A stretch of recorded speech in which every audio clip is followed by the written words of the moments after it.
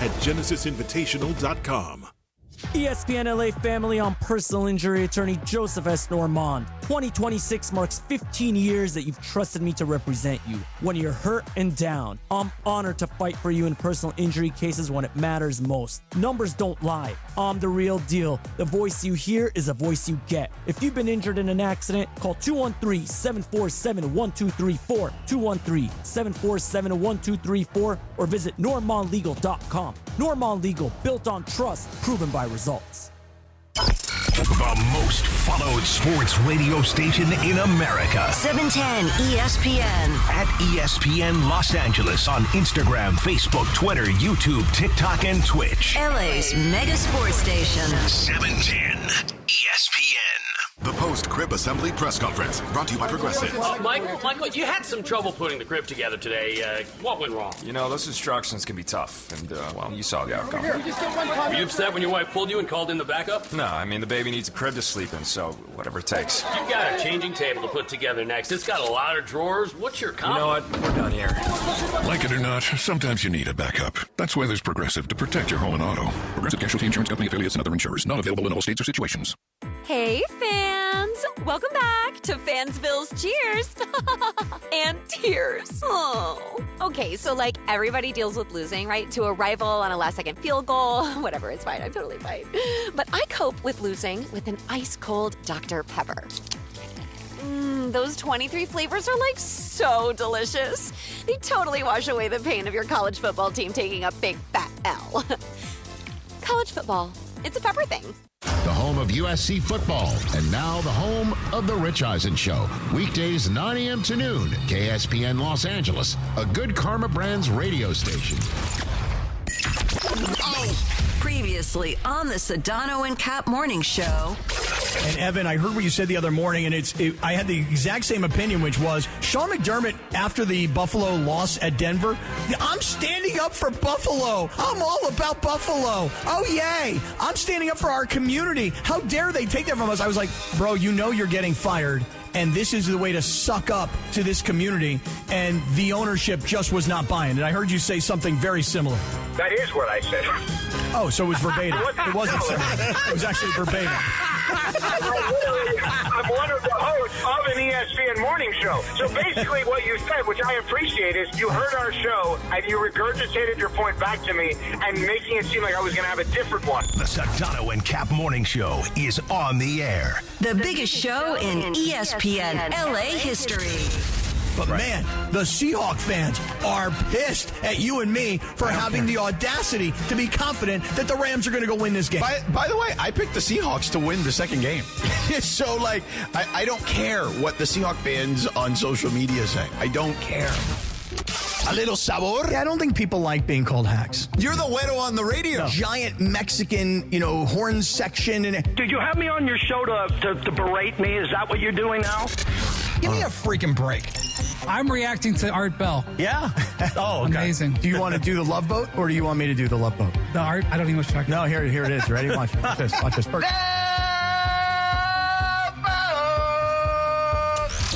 Midnight in the desert. I'm Art Bell. Scott Kaplan, eat a fat one, bro. The Sedano and Kap Morning Show on 710 ESPN. The all-new ESPN LA app and on YouTube at ESPN Los Angeles. We're bigger than U.S. Steel. Wow, that's crazy. Well, you want to woo-woo? Bit boy. Right now. Monstrous. Beto, I don't want to eat that. We did it, Dad. We did it. You were riding high on the stinger last time. Oh, big time. Right, that's right. Of course we were. So my girls, stay tuned.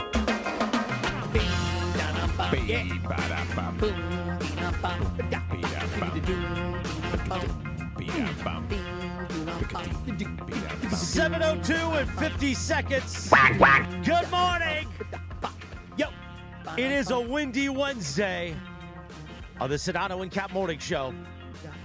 Sedano is live from Good Karma Brands, Milwaukee, where it's a balmy minus 11. What's the temperature, like 12 degrees?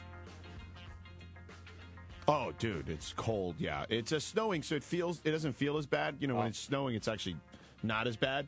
It's not like windy, so that helps. But it is a windy yeah, Wednesday, cold out there. Right, 22 degrees. It's up to 22 at the moment. Morning cold when it's dark, and it just looks icy. What's that dark? Well, I mean, it had to have been dark earlier, don't you think? Well, I was asleep during that time. Okay, so well, for me, I'm telling you, the worst part of it all is when it's super dark and just freezing cold. I mean, you're getting some of what the Rams got this past weekend there in Milwaukee. Yeah, sort of, right? And it's going to be way worse when I get to Minneapolis in a couple days. Ugh. It's going to be a high of -9.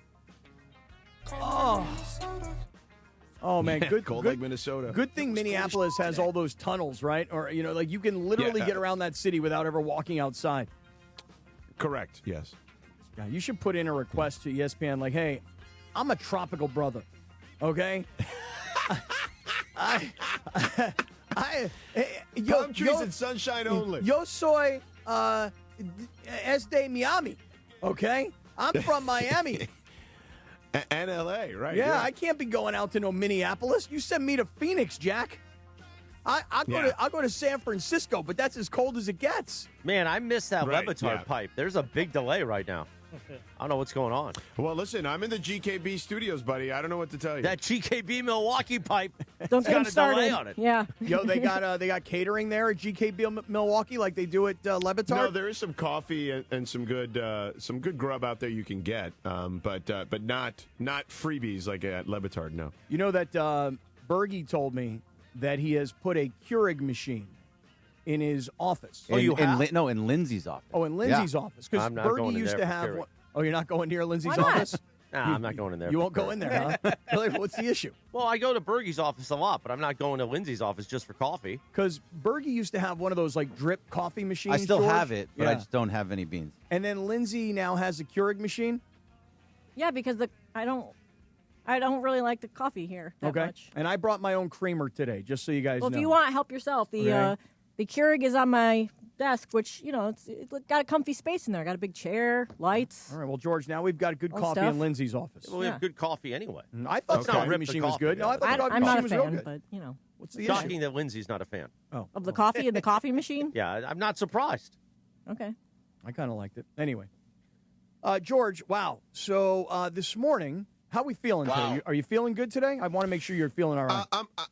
I'm okay. I can make it through. It's going to be a long week, Cappy, of not a lot of sleep, but it's fine. Like I got enough sleep that I'm okay. Why? I try and make sure that Sunday night and Monday night are my two really big nights of sleep. As a matter of fact, last night I really wanted to get to sleep rather early, but this Laker game against the Nuggets, there was a good comeback and there was a really great defensive effort in the second half, and I couldn't. I was dozing off, but I had to try and stay up just to make sure that the Lakers were going to finish the job. But I was up at 4 a.m. this morning because I had to do the schlep. You know what I mean? The schlep. I had to do the schlep. So I was able to, to be honest with you guys, I listened to about 45 minutes of President Trump in Davos, and I was like, okay, I got to get back to sports. So then I turned back over to like First Take or what's Greeny's show called? Get up. Yeah, Get Up. Yeah, Get Up. Because now everybody's talking about the Buffalo Bills and their head coaching job. And I know you'll be excited about this, George. The Chargers' new offensive coordinator. So I had to go back Mike and forth. McDaniel. Yes, I had to go back and forth this morning on the schlep up. Well, listen, Cappy, I thought the Lakers, look, that's a game you got to win without Jokic. You know what I'm saying? So you got to find a way to win that one, especially because Jamal Murray was killing them for a stretch of time there. It felt like. I thought the old man played well. I thought Luka played great. I thought Marcus Smart played pretty darn well, too. Yep. And they've been getting, even if it's small contributions from Drew Timmy. I don't know how familiar you are with him. I love he was Drew on their Timmy. G League team. He played at Gonzaga for a number of years. Yeah. So they've been getting contributions, and but that's one you got to win. So I'm glad they pulled that one out. So couple things here. First of all, Marcus Smart. This is a guy who everybody talked about when he first signed with the Lakers, which was what a great defensive player he's been in his career. I got to give him some credit. He's come up several times this year with some clutch offensive play. Last night in particular, he got fouled, which was such a terrible call, by the way. Listen, I can homer it all day long, but he got fouled on a three-point shot that he just barely got touched. And but they called the foul, and he hit he hit the free throws. And then there was a steal, and he knocked down a three. So in like a matter of seconds, Marcus Smart had added a bunch of instant offense. He knocked down a bunch of threes in that game, by the way, 4 for 9, or 3 for 6, rather. But I thought Marcus Smart made a big contribution last night, especially late in that game. Yes, I would agree. I think that he has been... Look, he's not the 2023 Defensive Player of the Year, Marcus Smart, but he's a better version that we've seen since then, that's for sure. Yeah, so that was a good win last night for the Lakers. Now, when I say a good win, you said it earlier. You have to win that game when you don't have Jokic in the game. Because at 115-107, and by the way, Denver scored like 70-plus points in the first half, and it looked really bad. Yeah. Credit to the Lakers. Right. And you ready for this, Lindsay? You're about to hear something you don't hear all that often. You ready? Credit to LeBron James. I thought his effort defensively, especially in the second half, was noticeable.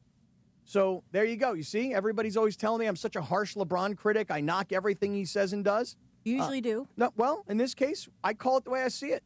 And last night, I could see on television the effort that LeBron was giving on the defensive end. So there you go. See, that's called fairness, is what that is.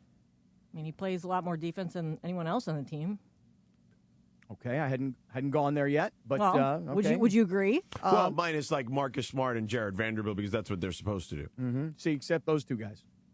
Do it otherwise pretty good. Everyone else. Hey, LeBron also had last night 2 energetic dunks where he flew through the lane and put it down, and the announcers were all going crazy. And I watched half of it on NBC, and I watched half of it on Spectrum, the hometown broadcast. By the way, no disrespect, but the hometown broadcast, maybe I'm just locally biased, so much better, than the NBC national broadcast. That's a comment for another day, but I'm kind of on one right now. I think the coffee is kicking in, George. Just one scrape so far this morning. So was it the Keurig? Oh, wow. Good for you. No, I had my own Keurig. Yeah, nice. I had my own Keurig. And I fought hard. Well, we have the Keurigs at the East Central. Right. Oh, no, you don't. That's right. You weren't at East Central last night. You left me last night. I did. But I made it through a 25-hour fast, and I feel amazing today. Really? 25 hours? And all I really had was, popcorn to break the fast, because I was in the suite, and then I was with Samboni in the press box. Yeah. For the Kings game. By the way, I'm the Kings' good luck charm. You are? They broke their, 100-game losing streak last night.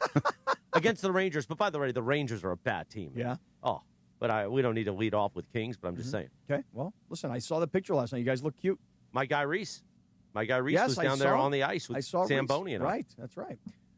So, George, good win last night, because the fact of the matter is this. You win by 8 points in Denver. That's a good win, especially the way Denver was just bombing away in the first half. But the reality is you got to win that kind of a game because Jokic is not in the game. If Jokic is in that game, that score is probably 137 to 115. Probably looks a lot different. Right. Yeah, it looks a lot different. Right. Give him 30 points, and that's the difference in the game. And Denver would have won the game. I mean, in all likelihood.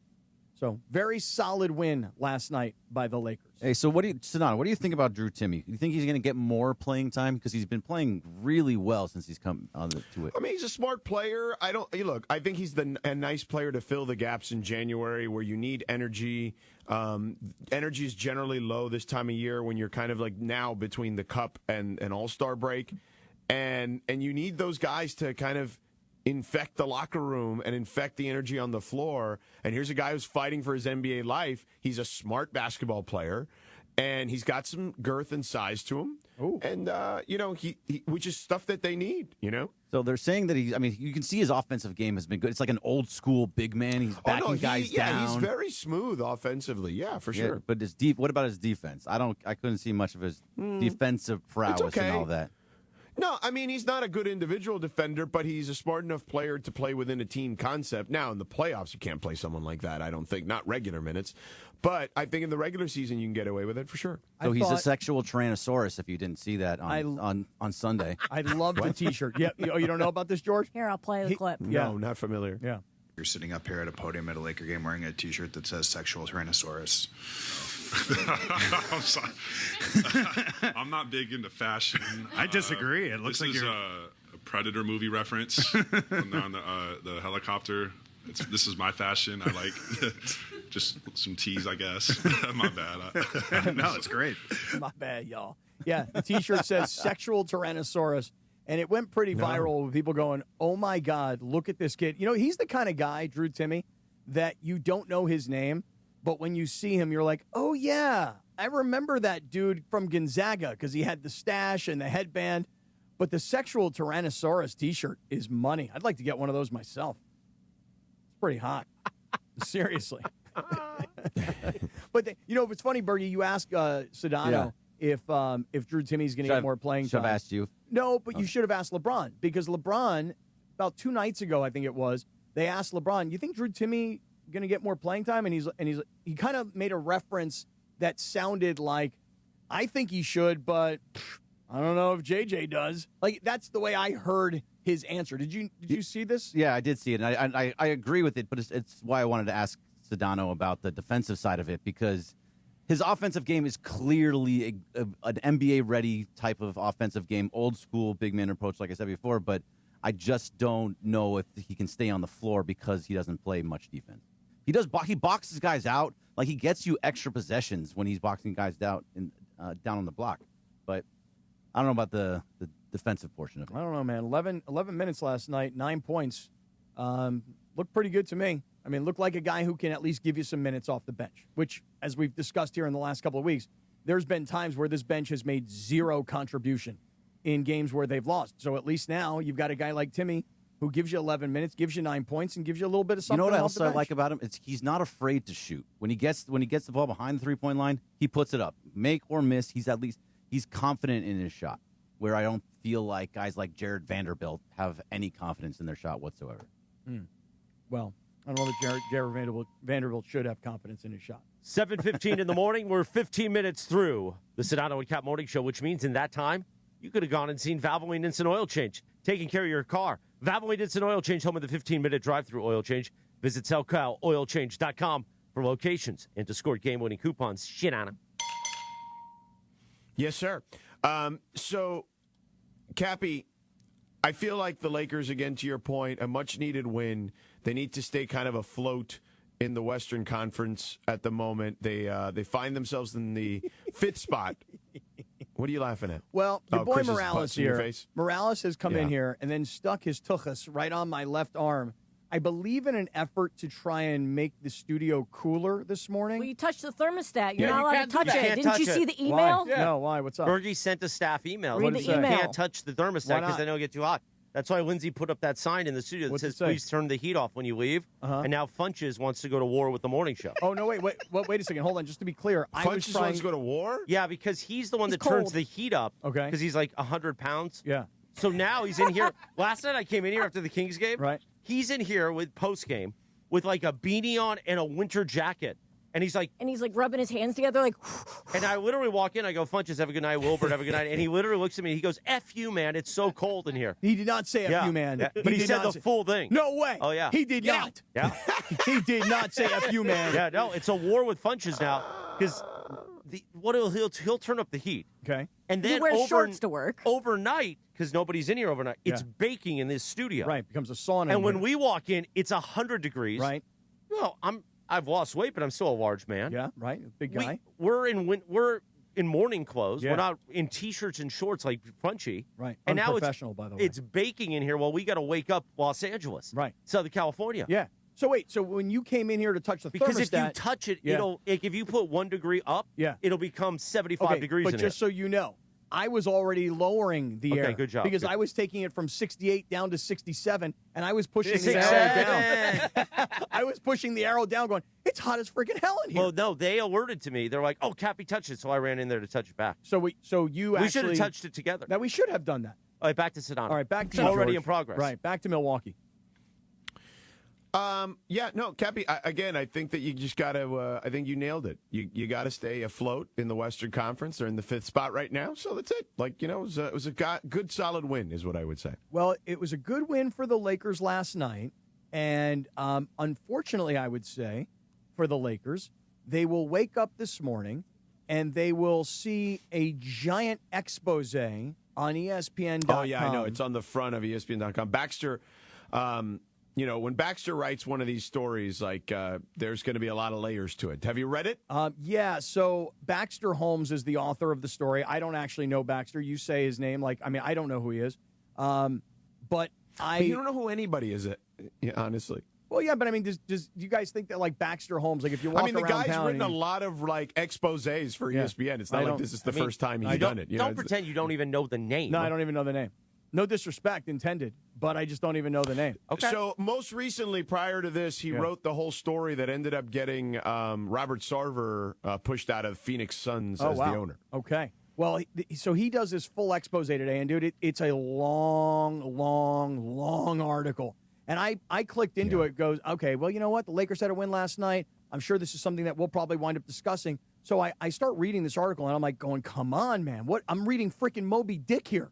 That's how long this freaking article is, right? And I'm going on and on. There's a lot of detail there. Well, and there's also a lot of backstory. You know what I mean? It's kind of like, hey, let me update you on where everything was. Like as in Baxter Holmes? Hey, backstory? Yes, there was a BAX backstory. Very good. Nicely done, George. Very, very well done. So why don't we do this? Why don't we get a break in early since we never do that? Okay. Front sell it. Let's tease it. You want to front sell? Oh, wow. Let's We're front sell. selling? Okay. Yeah, Nice. That's nice. Let's front sell it. Nice. Seems like everybody's in a good mood today, which I really love. Listen, this fasting thing, I'm glad I'm back on the fasting train. Okay. George and I are now going to do a 72-hour. Once he's calmed down from travel, we're going to do a 72-hour together. George, is that true? Sure. Sure. What the hell? Tell me when to start.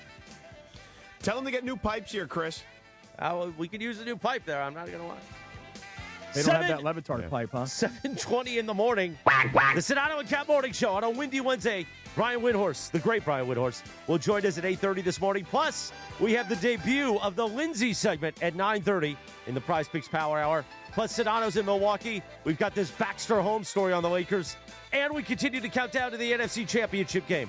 We're going to dive in and unpack with Baxter Holmes and the expose on the Lakers in 3 minutes from right now. Smile, mongrels!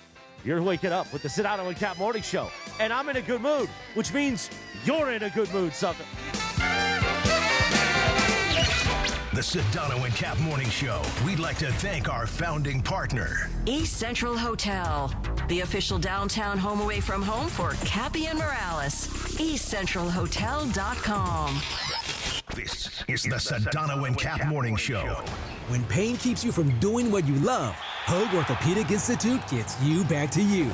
We are ranked number 18 in the nation and number 1 in Orange County for orthopedic and spine care by U.S. News and World Report. From the surf to the green, our world-class doctors are there, which is why more Californians choose Hoag Orthopedic Institute for orthopedic and spine care more than any other hospital. At Hoag Orthopedic Institute, there is no one better at getting you back to you. Proudly founded by premier physicians in partnership with Hoag. Learn more at HoagOrthopedicInstitute.com.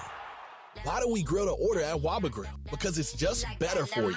And our Asian-inspired menu has high-quality proteins that are healthier for you. Like hormone-free chicken, ribeye steak, wild-caught salmon, and shrimp. Our steamed vegetables and signature salads are made fresh for you. Our sauces are more flavorful for you, from sweet and spicy to fiery hot. Download the Waba Rewards app or order online at wabagrill.com. Waba Grill, it's for you. Stunad. Is it time to downsize? Selling your home doesn't have to be a hassle. With Seller's Advantage, skip agents, commissions, and costly repairs. Get a fair, competitive cash offer without worrying about the details falling through. Chris Chavez, a real customer, says, quote, Seller's Advantage offered me more than I expected. The process was fast, easy, and much better than using a realtor. End quote. Call 888-390-AS-IS or visit sellersadvantage.com for your free cash offer. DRE number 01961658. Don't worry, sell happy with Seller's Advantage. We've all said it for years. The Monday after Super Sunday should be a holiday. And this year, Yamava Resort and Casino is making it happen. This Sunday, January 25th, join Cappy, Morales, Bergman, and producer Lindsay at the 909 Sports Bar to watch the AFC and NFC Championship games. Show up and enter to win a VIP Super Sunday experience. A free room, incidentals covered, plus our Super Sunday watch party and the Monday after, live from Yamava. Be there January 25th at Yamava Resort and Casino to watch and win. Hey, fam! fans! Welcome back to Fansville's Cheers and Tears. Oh. Okay, so like everybody deals with losing, right? To a rival on a last-second field goal. Whatever, it's fine. I'm totally fine. But I cope with losing with an ice-cold Dr. Pepper. Those 23 flavors are like so delicious. They totally wash away the pain of your college football team taking a big fat L. College football, it's a pepper thing. Ready to order? Yes. We're earning unlimited 3% cash back on dining and entertainment with the Capital One Saver card, so let's just get one of everything. Everything? Fire everything. The Capital One Saver card is at table 27, and they're earning unlimited 3% cash back. Yes, Chef! This is so nice. Had a feeling you'd want 3% cash back on dessert. Ooh, tiramisu. Earn unlimited 3% cash back on dining and entertainment with the Capital One Saver card. Capital One, what's in your wallet? Terms apply. See CapitalOne.com for details. Hey, this is Rich Eisen. You're starting your day with the Sedano and Kap Morning Show on ESPN LA. Don't forget my show. The Rich Eisen Show is coming up this morning at 9 on 710 ESPN and the all-new ESPN LA app. Now, back to the Sedano and Kap Morning Show. 7:24. Good morning. The Sedano and Kap Morning Show on a windy Wednesday. Cappy, little Phil Collins for you. Because I just love everybody's mood this morning. And this song makes it even better. On this day in 1989, the #1 hit, Phil Collins singing about two hearts, Cappy. They beat as one, you know. You know what? I heard Hollywood Nights last night play at the end of the Kings game. Oh, really? And it made me remember our old afternoon show days when we would close out the show and I'd hit the post to Hollywood Nights. Yeah. We got to figure out how we bring Hollywood Nights back. Hollywood Nights was one of my favorite tunes, Bob Seger tune. But I really loved it because I loved, as a kid, the movie Hollywood Nights. You guys know that movie? Yeah. Robert Wall is a new bomb Turk. Anybody know this movie I'm talking about? Nope. Tony Danza's in this movie. Oh, Tony Danza, huh? Michelle Pfeiffer is in this film. Hollywood Nights is a great movie, like an old school, like 60s high school movie about these kids in L.A. and they go to this drive-in called Tubby's Drive-In. That's kind of their hangout. And they got this one cop. His name is Officer Bimbo, who's always busting their freaking chops. You know what I'm saying? Today is also National Granola Bar Day. Oh, really? So you can't have a granola bar if you're in the fasting mode. So here's the thing, Sedano, and we'll get to the Baxter Holmes article in just a moment. I was explaining fasting in the break to Cappy, but you have creamer with your coffee. You can't have that. So the only thing you could have during a fast is water, black coffee, tea, with no calories, or like I drink zero sugar soda a lot of times, or sparkling water. All right, so let me ask you a question. Creamer's got calories. Okay, so when I drink an AG1, that's the first thing I put in my body. Calories. So like this morning, 4:05 So you already a.m. broke the fast. Okay, so wait, so let me ask this question. You can have sugar-free creamer. You can do what kind of creamer? You got to make sugar-free. Sugar-free You got to make sure creamer. there's no calories. Okay, so the AG1 has calories. How much do you think? It I don't know. It doesn't off the top matter. of my It's like head. 1 calorie changes everything. A calorie breaks the fast. Okay, and then so I have my AG1 at 4 a.m. this morning, and on my way driving up, I had a cup of coffee that has creamer in it. Broke the fast. So even though I've had, let's just call it maybe 100 total calories, right? Well, if you only have let's just say you had 2,000. You've already started your eating. Yeah, I guess so. I guess I'm not really truly intermittent fasting. I'm sort of unintentionally intermittent fasting, meaning I got done with dinner last night at 6, and I won't eat again until So here's about the thing. I 12:30. just did a Google search. Yeah, Yes, tell me. AG1 technically breaks a fast due to its calories, carbs, 4-gram net carbs, and protein, 2 grams of protein. George Sedano, your thoughts? George Sedano He's has doing no some. thoughts. He's doing something. He has no thoughts whatsoever at all at this moment. So here, let me give you some thoughts. So this morning, I go to ESPN.com. It's kind of where I start my sports morning. It's the first thing I read is ESPN.com. And on the homepage of ESPN.com, I see this headline: "You should have never been born." And I'm like, okay, wait a second. I see a picture of Jeannie Buss. I see a picture of Dr. Jerry Buss that's split in half. I see LeBron James on one side, Kobe Bryant on the other side, the family members. And I'm like, oh, okay, juicy. "You should have never been born" is the quote. And then the headline: "The Buss family feud that led to the $10 billion Lakers sale."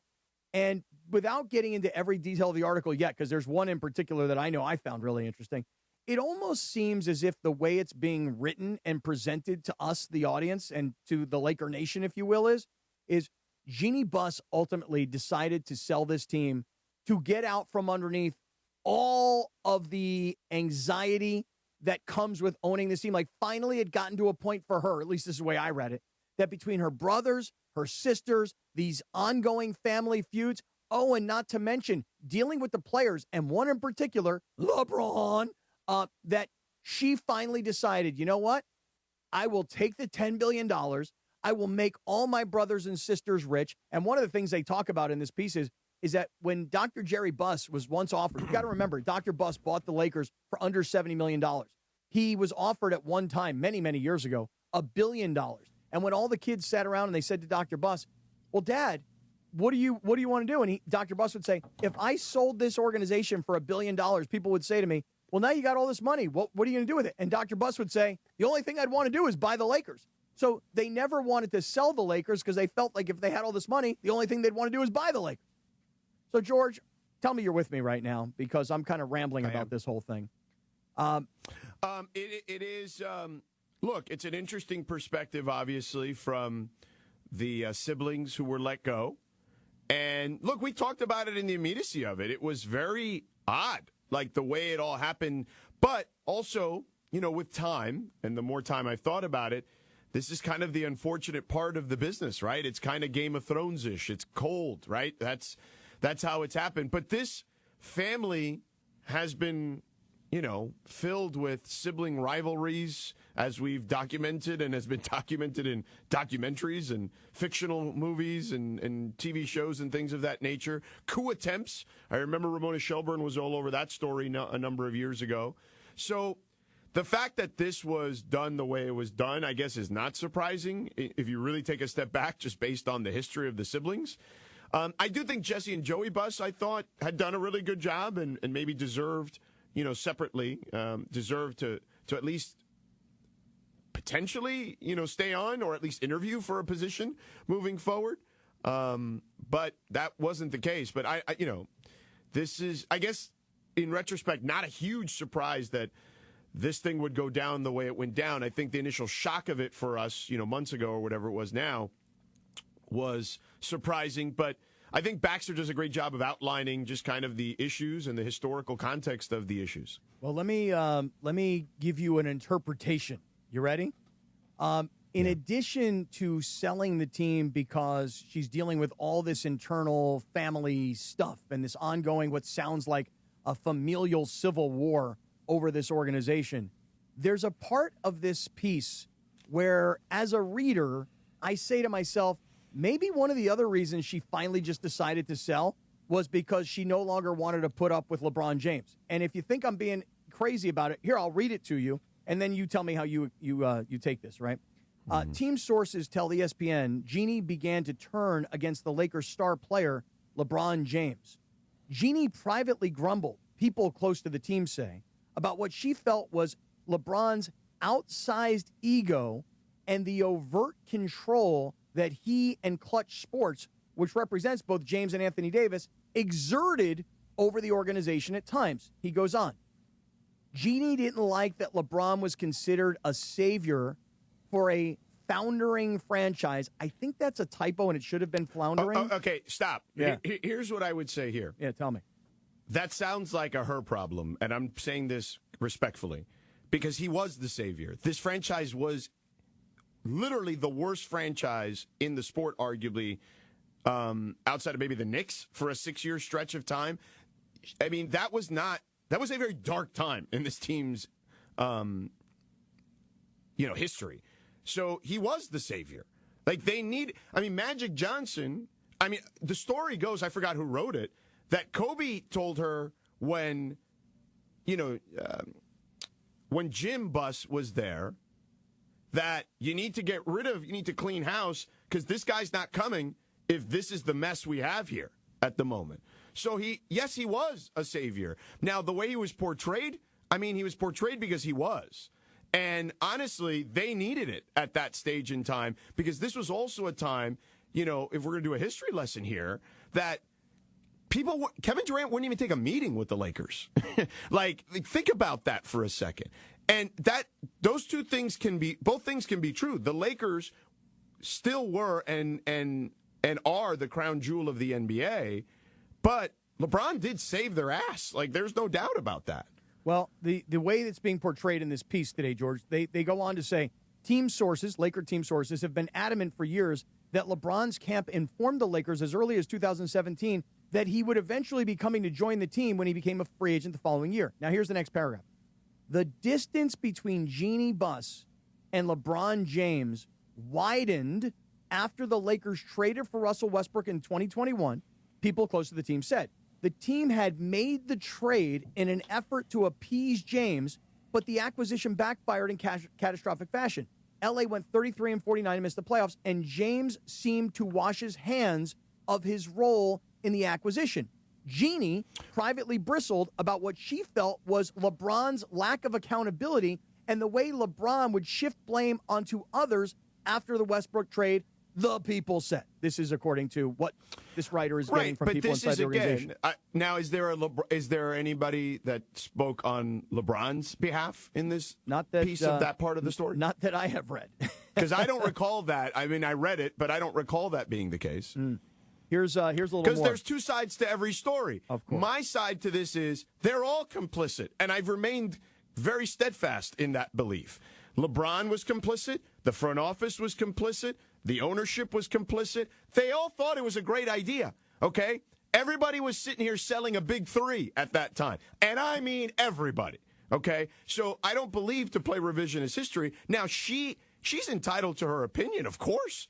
I don't think there's any question about that. However, I would push back and say they all had their hands dirty on the Russell Westbrook thing. Well, there's no doubt that the way I'm reading it, I think that the way most people will probably read it, is that Jeannie essentially is saying, we did this Russell Westbrook thing because you told us to. We did not have success. But that's also, wait. What? He's just a player. That's also part of the ownership and the front office to say, no, we don't think that's a good idea, if they indeed did not think that was a good idea. What I'm telling you is, to my knowledge, everybody thought that was a good idea. Yeah, and what I'm saying is that today, years after the fact, and after the organization has been sold, the way that it is being given, the story is being given to this particular writer, and the way he is putting it out there for everybody is very much that Jeannie wasn't in line with it. She did it to appease LeBron. Oh, give me a break. And then instead of LeBron that's easy taking to accountability, say in retrospect. Well, that's what I'm saying. That's easy to say in retrospect. But George, just understand something. I don't have a dog in the fight. I understand what you're saying. I'm reading to you what this person has put out. What I'm telling you, and honestly, I don't either, because I don't care. But what I will say to you is this. Like, everybody thought that was a good idea at the time. And then what happens is, when something goes bad, everybody starts to go to their corners and be like, finger pointing. LeBron did it. They did it. The front office. Everybody did it. Okay? Everybody. And Russ probably did it. Okay? Everybody did it. Okay? This is not, man, come on. I am telling you. I was at the Summer League when Russ and LeBron were sitting next to each other. I was doing the game at that time, okay? Like, I watched everybody canoodling, okay? Like, this is not something that was like, that was just, it might have been, maybe it was his idea initially, but they were all in on it. They all thought it was a great idea. Christopher, did they not sell this thing? Am I crazy to say that the billing, the marketing behind the Russell Westbrook deal was, we've got a big three now? Absolutely. And here's the thing. People like John Ireland, who are part of the organization, John is a huge Russell Westbrook guy. We all can say now, looking back, it was a disaster. I think, and I have been very outspoken about LeBron, and I think I said when they sold the team, I think my bit that day was, she sold the team to get away from LeBron. So I get it. But they also signed up for the LeBron world, knowing exactly what it was. You shouldn't now be surprised what happened. Well, George, now, your point. Now, real quick, for people in the YouTube chat that are saying LeBron should have won more than one finals to save the championship because of the Lakers' expectations. Well, Anthony Davis should have been healthy for that to be the case. Absolutely. So a lot of things played out that LeBron didn't win more than one finals. Now, I'll hold it against LeBron. You got your son drafted. You didn't win more than one finals. Thanks for being in L.A. It's time to move on. But I remember we were doing the first edition of this morning show with Keyshawn back in the day when LeBron came to town and Bergie was doing Mason and Ireland. we all thought it was the savior at that time. So you can't go back now 7-8 years and go, oh, it was all a disaster. No. But Jeannie knew exactly what she was signing up for. And it's Jeannie's fault for letting Team LeBron take over the team. And because she's a smart PR woman, she's giving them this story. And here's what I'll say, okay? And you're right. What have I always said about going into the LeBron business? What have I always said from day one? Remind me. All right, I'll just say it because you don't. Clearly. I think when you you say go when in you're the LeBron business. Yeah. When you're in the LeBron business, you are expected to push the chips to the center of the table every time. Okay, that is what you signed up for because that is who he's been. Okay, and I also think, if we're being honest, I think part of this is, he's not Kobe, and this will always be part of this. All right, and there is a different relationship. Kobe came to this franchise as a child. LeBron came here as an older player at that stage. Okay? But even Kobe, as I mentioned in the last segment, told the Buss family, or told Jeannie in particular, when we talked about how, man, she's like a Game of Thrones character. Who was the original Game of Thrones character, the blonde lady? What was her name? Daenerys. Oh. Yeah, Khaleesi. Daenerys, yeah. And it's like, wow, she's like Daenerys, man. She's taking out whoever she's got to take out. She took out her brothers, right? They tried to coup attempt her, and she took them out. And we applauded her for that. Rightfully so, in my opinion. And she got rid of them because she was told, and this was reported, this is not me making this up, that LeBron ain't coming unless the house is in order. So, again, all of this is revisionist history. All of this is one person's perspective on the story, or, whatever. In this case, maybe multiple people's perspective on one side of the aisle and their perspective of the story. But the reality is this. A, he was a savior. He was billed as one. So to do that in retrospect seems, strange.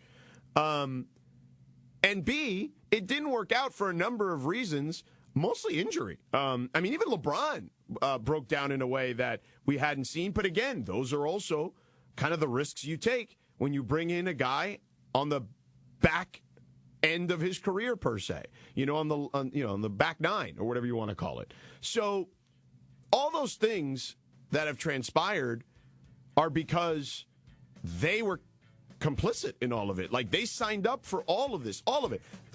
From the beginning, understanding that you need to push your chips to the center of the table with him, understanding that the Russell Westbrook thing, he may have originally lobbed the conversation or lobbed the subject into the conversation, and he was all about it. But they were all in on it, too. No question about it. This notion that they were not in on Russell Westbrook is silly to me. It's like, what are we doing here? Everybody wanted Russell Westbrook. Exactly right. 741. I want to unpack something that George can really speak to when we come back in 3 minutes. But first, let's talk about our friend Jacob Emrani, Cappy. All right, George, it is Wednesday. We're in the middle of the week. So you got through Monday. You survived Tuesday. Yeah. And now is that midweek moment where you're thinking, okay, man, I can see the weekend from here. But let me just say this because it matters. Accidents do not have a schedule. They don't care if it's Tuesday morning, Wednesday night. They don't care if it's 2 o'clock in the morning when you're just trying to get home.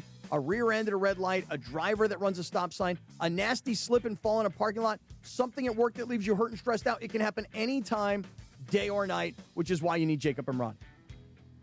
Yeah, so call Jacob. Call the law offices of Jacob Emrani, because when something goes wrong, you don't need an office that's only open when it's convenient for them. You need somebody who's there when you're scared, when you're hurting, when the insurance company starts calling with a friendly voice that's not so friendly with their agenda. Jacob Emrani is here day or night, waiting for you to call so he can help you next week. Not next week. Not when you get around to it. Right now, when you need answers, Cappy. So that's why you got to call Jacob. That's why you got to hit that brand new phone number. You guys know it? It's 800. Yeah, 800-345. 6789. 800-345. 6789. Right. Very good. Very Our friend Jacob done. Emrani, a founding partner of the Sedano and Kap Morning Show and the official personal injury attorney of the Sedano and Kap Morning Show. 743. We will continue to unpack this Baxter Holmes thing. And I want to get into a point that Sedano will appreciate and also be able to give us more insight on Mr. LeBron James. That's in 3 minutes from right now. Wake up, Mongrels. It's a windy Wednesday. This is the Sedano and Kap Morning Show. Playoffs? Are you kidding me? And chicken wings? You better not be kidding me. Now your top reasons to visit Morongo. Grab your crew, a brew, and our great game time specials at Good Times Cafe. Number 2. Everclear is here, April 4th. And the number 1 reason. We're giving away a 2026 Toyota Tundra SR5. Play your favorite table games now with your rewards card for entries. Drawing Sunday. Morongo, Good Times. For a century, the Genesis Invitational has stood as one of golf's greatest stages, where the game's legends make their mark and history is written. It's official. The round that will long be remembered. Oh, yes! Ludwig Oberg. February 19th through 22nd, celebrate 100 years of championship golf. Experience the drama, the tradition, and the moments that define the Genesis Invitational. Get your tickets now at genesisinvitational.com. If you wear contacts, never sleep in them unless approved by your doctor, and always clean them properly. Good habits prevent infections. This National Eye Care Month tip is sponsored by VisionWorks. See the difference. Fuego. 744, the road to the Lombardi runs through Yamava, and this Sunday is your chance to win the Ultimate Super Sunday Prize. Join Cappy, myself, Morales, Bergman, and producer Lindsay Baseball at the 909 Sports Bar for the AFC and NFC Championship games. Everyone who shows up is entered to win a VIP Super Sunday experience and a one-night stay at Yamava. Be there this Sunday at Yamava Resort and Casino to watch and win. Spots are limited, so reserve your seat now at ESPNLA.com. Yamava, you in? And by the way, for those that can't join us, we are also going to be doing a YouTube special where you're going to be able to watch the game with us. So that's all happening Sunday. Meanwhile, the Sedano and Kap Morning Show, we continue to unpack this Baxter Holmes Lakers Genie Bus piece. We're back in 1 minute and 35 seconds. At Uline, they know firsthand the road to success is an uphill climb. Uline started in the family basement, and through hard work is now North America's most trusted shipping and industrial supplier. They get what it means to have the support of reliable, hardworking partners. So they keep 41,000 items ready to ship. Whether your company is still in a basement office or expanding cross-country, Uline will be there on your road to success. Visit uline.com. Prizes, flyaways, even cash money. You want it? We've got it. Find a list of all contests and official rules by visiting ESPNLAcontests.com. That's ESPNLAcontests.com. Rich Eisen here. Hiring for your small business can feel like a full-time job, but LinkedIn Jobs AI Assistant takes the heavy lifting out of it. It filters applicants based on the criteria you set and suggests 25 great fit candidates daily, so you can invite them to apply and keep things moving. Hire right the first time. Post your job for free at linkedin.com/Eisen, then promote it to use LinkedIn Jobs' new AI Assistant, making it easier and faster to find top candidates. That's linkedin.com/Eisen to post your job for free. Terms and conditions apply. Then promote it to use LinkedIn Jobs' new AI Assistant, making it easier and faster to find top candidates. That's linkedin.com/Eisen to post your job for free. Terms and conditions apply.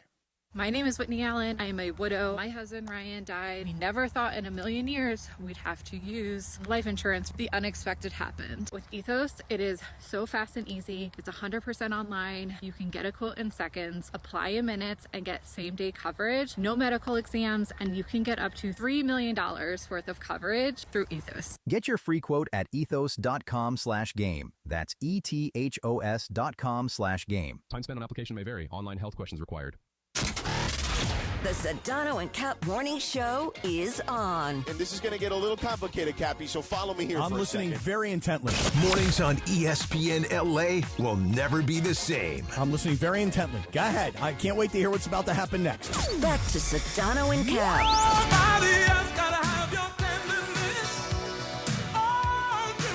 747. The Sedano and Kap Morning Show on a windy Wednesday. Good morning.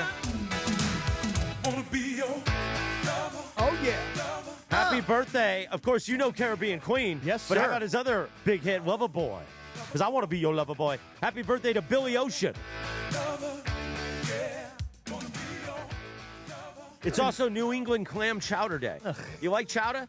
Yeah. It's just too creamy and thick. And it is creamy and thick. But every once in a while, like I joke, my girlfriend's 70, like, oh, I feel like chowder today. When it's like 100 degrees, she gets mad. Yeah. She's not a seafood person. I've only had chowder in Boston and in Baltimore. So those are good places to have chowder. You know, you couldn't eat something that's like less healthy than like a bowl, like a sourdough bread. Yeah. They pull out the bread, they throw in the chowder, and then you can't not stop eating the bread, which has absorbed the chowder like a sponge. And the next thing you know, it's sitting on top of you. Ugh, horrible. But in Mammoth, when after you get off the slopes, go down, have a bowl of that. Delicious, delicious, No, delicious. When it's cold, it's really great. bad. Great. Now maybe some chili in there, maybe. Sure. Chowder, that white, hot, thick, gross. Ugh. Meanwhile, today at ESPN.com, Baxter Holmes has written a piece, like an expose piece, a lot of it on the Lakers and Genie and LeBron, but a lot of it's perceived stuff that we've talked about for years here in Los Angeles, but obviously it's a national piece.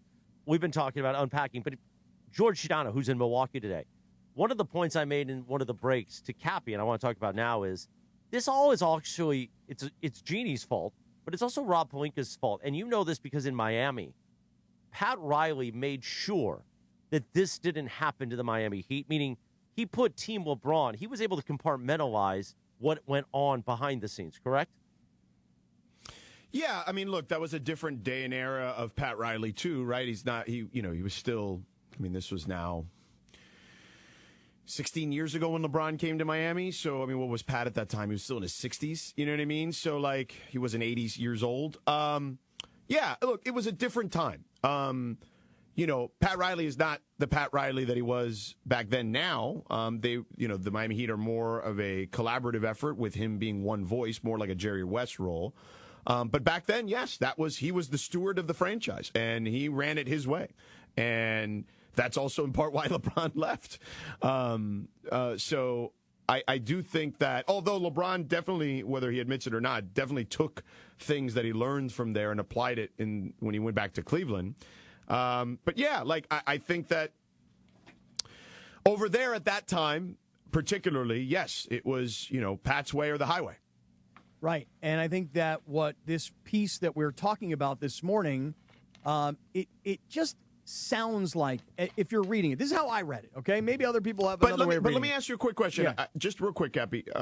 What does that have to do with Pelinka, Chris? I don't understand. Well, I think my point is that Pat Riley was a very strong leader. Rob Pelinka and Genie allowed Team LeBron to, if you're looking at this from the Team LeBron took over the Lakers and made all the decisions, which I know is a drastic over-exaggeration in your opinion, George, but Cappy and I sometimes share that opinion.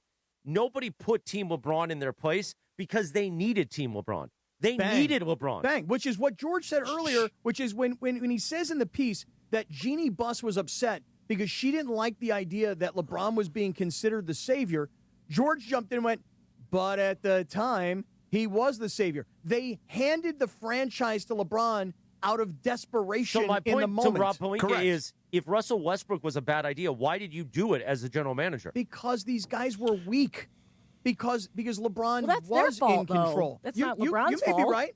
You may be right. They let him take advantage. If that's what you're going to say, then they let him do it. But isn't it interesting that No all one these made them years do it. after the fact, she sold the team? And all I'm getting at is that, in part, it feels like in reading this piece, part of her reason for selling the team wasn't just to get rid of this family business and all the infighting and civil war. In part, it sounds like she sold the team. She's like, I can't put up with the LeBron is the savior, and LeBron runs the franchise, and we have no choice but to keep signing LeBron, even though we don't want to, because we have to. And it seems like she just finally said, you know what? There's $10 billion on the table. Screw you, I'm out. That's what it sounds like to me. George, do you think that's a good interpretation? Do you think that's a solid interpretation of what we're seeing here? Maybe. It sounds oversimplistic, but perhaps. Wait, listen to this line. You're going to love this line. This is perfect for you. You ready for this?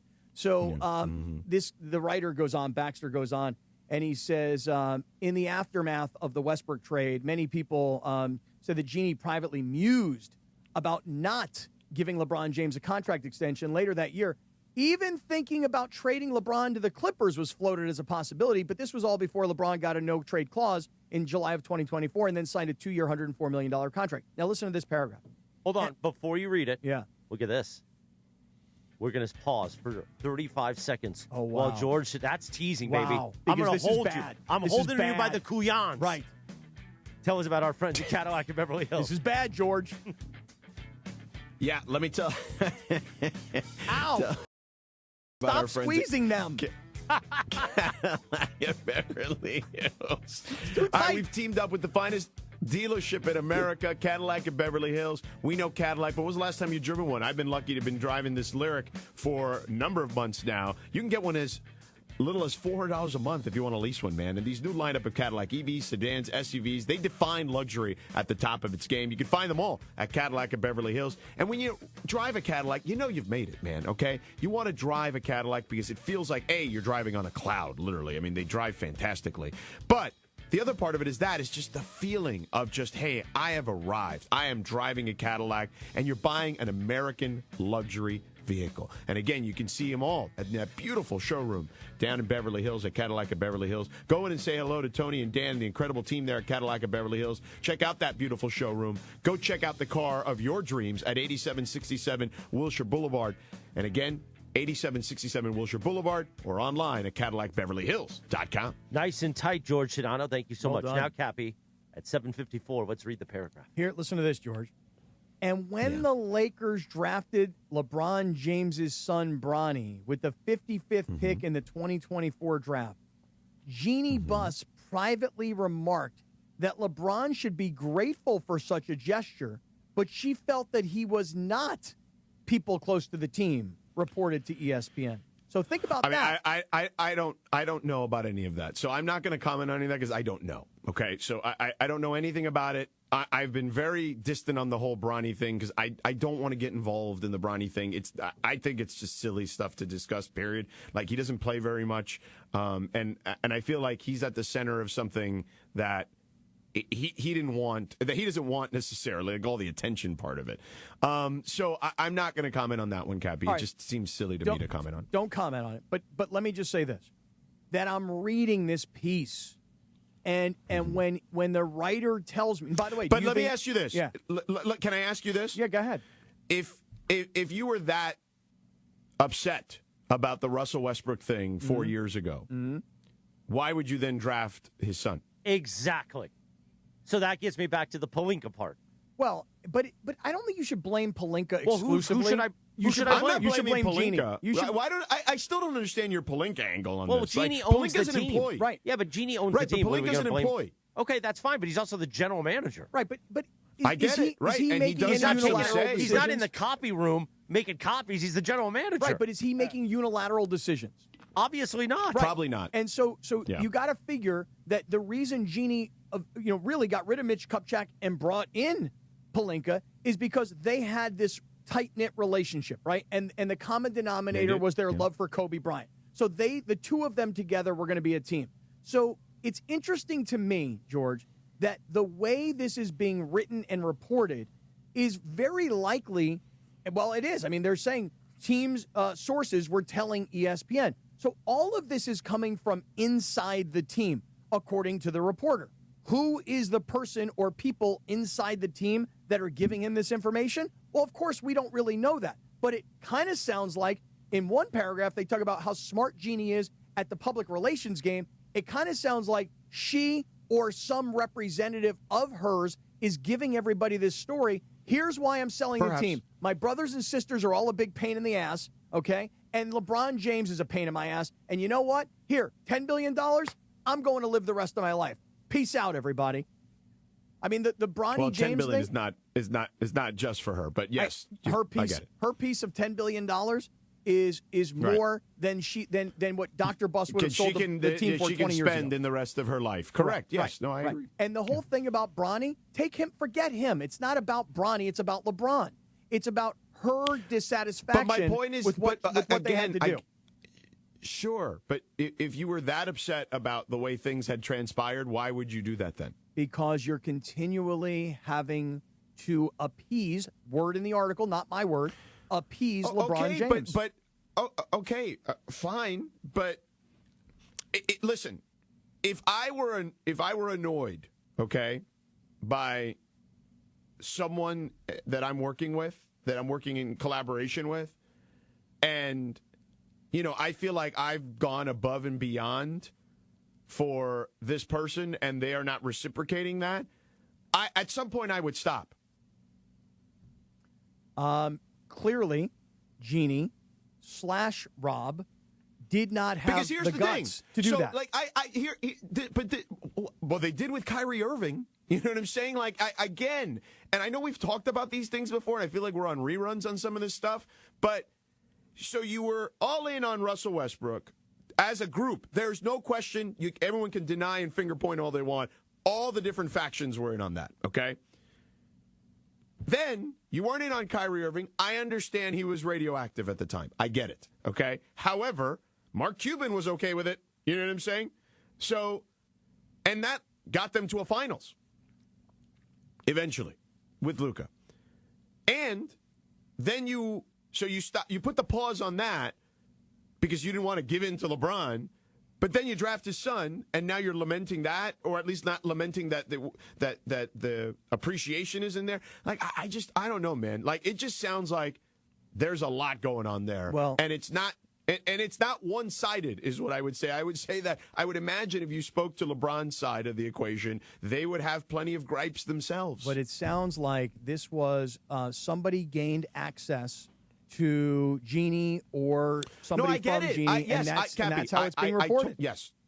Totally understand. It's her side of the story. But what I'm saying to you, is, tell me that if you heard from the other side of the story, they would have certain gripes. And by the way, I'm sure the truth is somewhere in the middle. You know what I mean? Like, and by the way, it may not be in the middle. Maybe the truth is actually slanted more towards one way, whether that's Jeannie's way or LeBron's way. Maybe even Jeannie's way, if I had to guess. But. Like, again, like there are two sides to every story, and then the truth is somewhere in there, in that stretch in the middle. Well, it's kind of like getting divorced, George. Like if you ask me about my divorce, I'm going to tell you it's 100%. How's the divorce going, It's not Cappy? going so great. It's not so great, to be honest. You hold your head up. Thank you. When you get divorced, like if you ask me about my divorce, here's what I would tell you: it's all my ex-wife's fault. The whole thing is her fault, right? And if you asked her, she would tell you that it is 100% my fault. And somewhere in the middle, I'm going to have to tell you, well, I didn't do this so great. I wasn't so great about this. And I admit a couple of things. And then if she could look in the mirror, she might look at it and go, well, man, I did this and I did this. And now I understand why it all happened. What we're getting today in this piece is Jeannie's perspective. She was pissed that she had to hand over the franchise to LeBron. She was pissed that she had to draft Bronny she was James. Not. Now, allegedly, she was pissed now. Right. Well, that's what I'm saying. In retrospect. But at the time, they were not. Right. But that's when they were married. I mean, Rob Pelinka, bring it back to Rob Pelinka. The year before LeBron got here, okay, which, as Baxter alludes in this story, that LeBron's people had maybe hinted that he would be interested in joining the Lakers. So, remember, Rob Pelinka, they signed KCP. Do you remember at the KCP press conference when Rob Pelinka called KCP, who was also a Clutch client, the first Clutch client? From heaven. What do you call it? Yes. Manna from heaven. Manna from heaven. What does manna mean?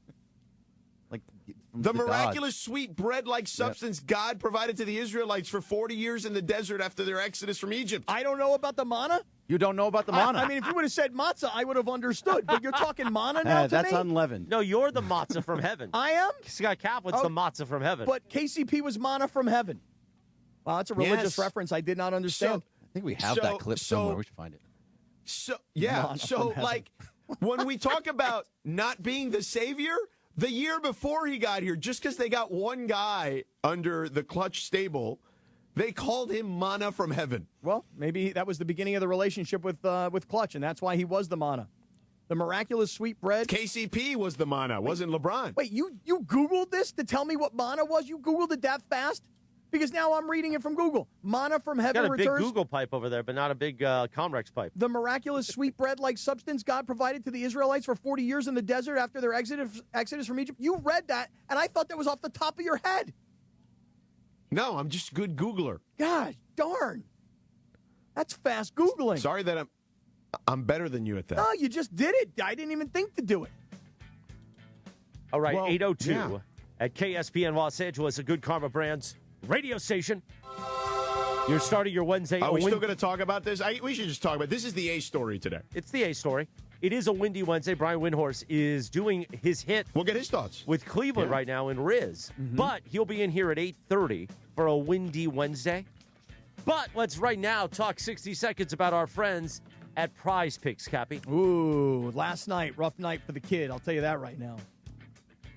Gosh, the Italian Stallion is right. Another one? I know. You know what happened last night? I took the Taco Tuesday play last night, which I thought usually when you get a Taco Tuesday play, you feel pretty good about that possibility. So then you're kind of halfway there. And that's how I felt about it. I took Tyrese Maxey last night, George, to have more than 22.5 points. Philadelphia was playing Phoenix. And Tyrese Maxey was a Taco Tuesday discount. You know, his more or less number was 29.5. They discounted it to 22.5, and he scored 20 points. And that was unfortunate because I played Luka last night for more than 32.5 points, and Luka had 38. So I figured Tyrese Maxey, Taco Tuesday, check, and Luka going to have a big game. Luka did. Tyrese Maxey let me down, and so my $20 power play to win $60 cost me $20. But I'm coming back today for more.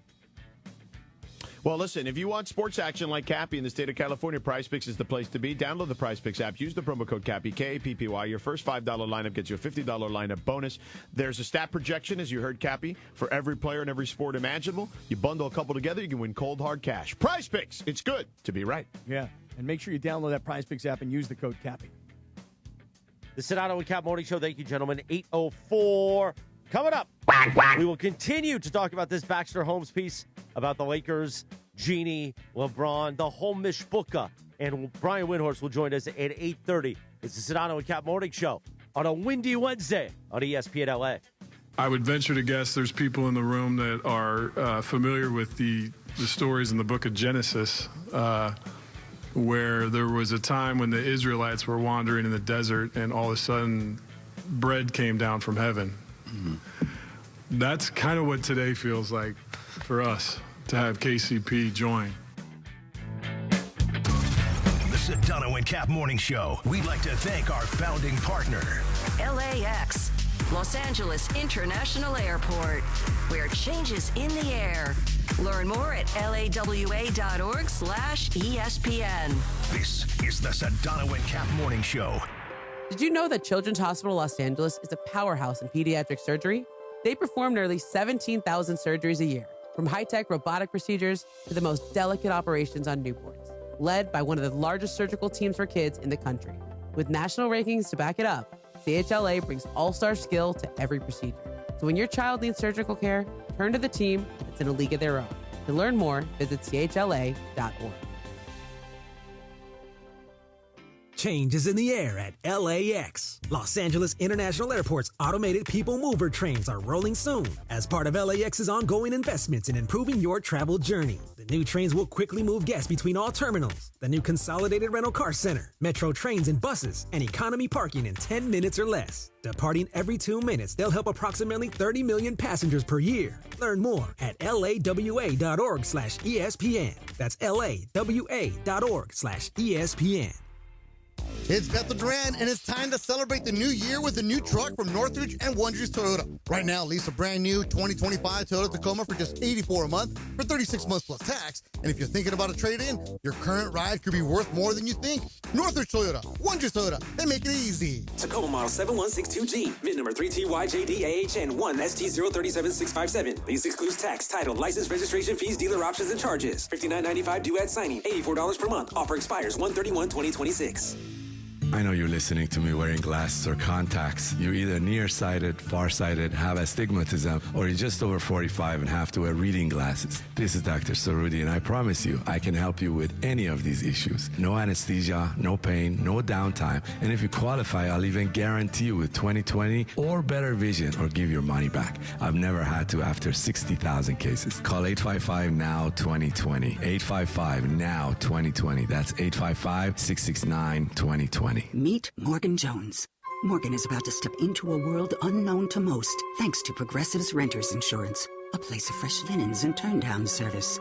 You see, Morgan temporarily vacated her apartment and has gone to a hotel because a pipe burst in her apartment. A pipe that made her sense of reality and apartment ceiling all come crashing down. Luckily, Morgan checked into Progressive's Protection Zone. Get a quote at Progressive.com. Progressive Casualty Insurance Company, affiliates, and third-party insurers. The new year brings new health goals and wealth goals. Protecting your identity is an important step. Your info is in endless places that could expose you to identity theft, leading to lost funds. LifeLock monitors millions of data points per second. If your identity is stolen, our restoration specialists will fix it, guaranteed, or your money back. Resolve to make identity health and wealth part of your New Year's goals with LifeLock. Save up to 40% your first year with promo code NEWS. Visit LifeLock.com. Terms apply. The post-career day press conference, brought to you by Progressive. Anthony, can you tell us what happened during career day? I'm a biomedical researcher. The kids just weren't impressed. How did you feel when your son called in the backup? Embarrassed, and I knew it would be a fireman. It's always a fireman. It's cliche, but a crowd favorite. He had an axe and everything. I can't compete with that. And will the fireman be helping your son with his science fair project? Hope not. I'm literally a scientist. Like it or not, sometimes you need a backup. That's why there's Progressive to protect your home and auto. Progressive Casualty Insurance Company, affiliates, and other insurers. Not available in all states or situations. Hey, it's Rich Eisen for Pella Windows and Doors. Sometimes teams take a time out to regroup and call the right play. When it comes to your home, Pella Windows and Doors always has the winning game plan. They do it every day, and that's why your neighbors trust them. Visit Pella.com/Eisen today. Right now, Pella Windows and Doors of Los Angeles is offering buy one, get one 50% off, and every day 0% financing. Some restrictions may apply. See store for details. Offer ends January 31st, 2026. You're hanging out with the Sedano and Kap Morning Show. The balance of how you drive me crazy and also make me laugh hilariously is like the perfect balance. See that? Perfect balance. Yeah. Perfect balance. Yeah.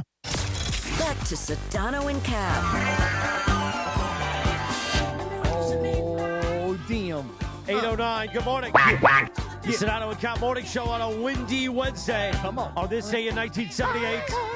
The Bee Gees album, Saturday Night Fever, goes to number 1 for 24 weeks, of course. The soundtrack to the movie, Saturday Night Fever.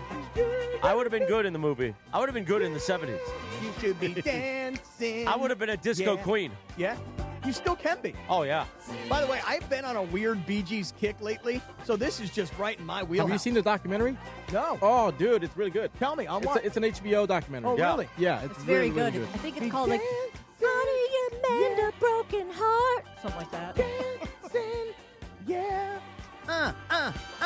And it's so funny because, you know, the Bee Gees are known, obviously, for the disco era and Saturday Night Fever, but their songs before this were legendary already. And then what really made them pop culture icons was Saturday Night Fever. Right.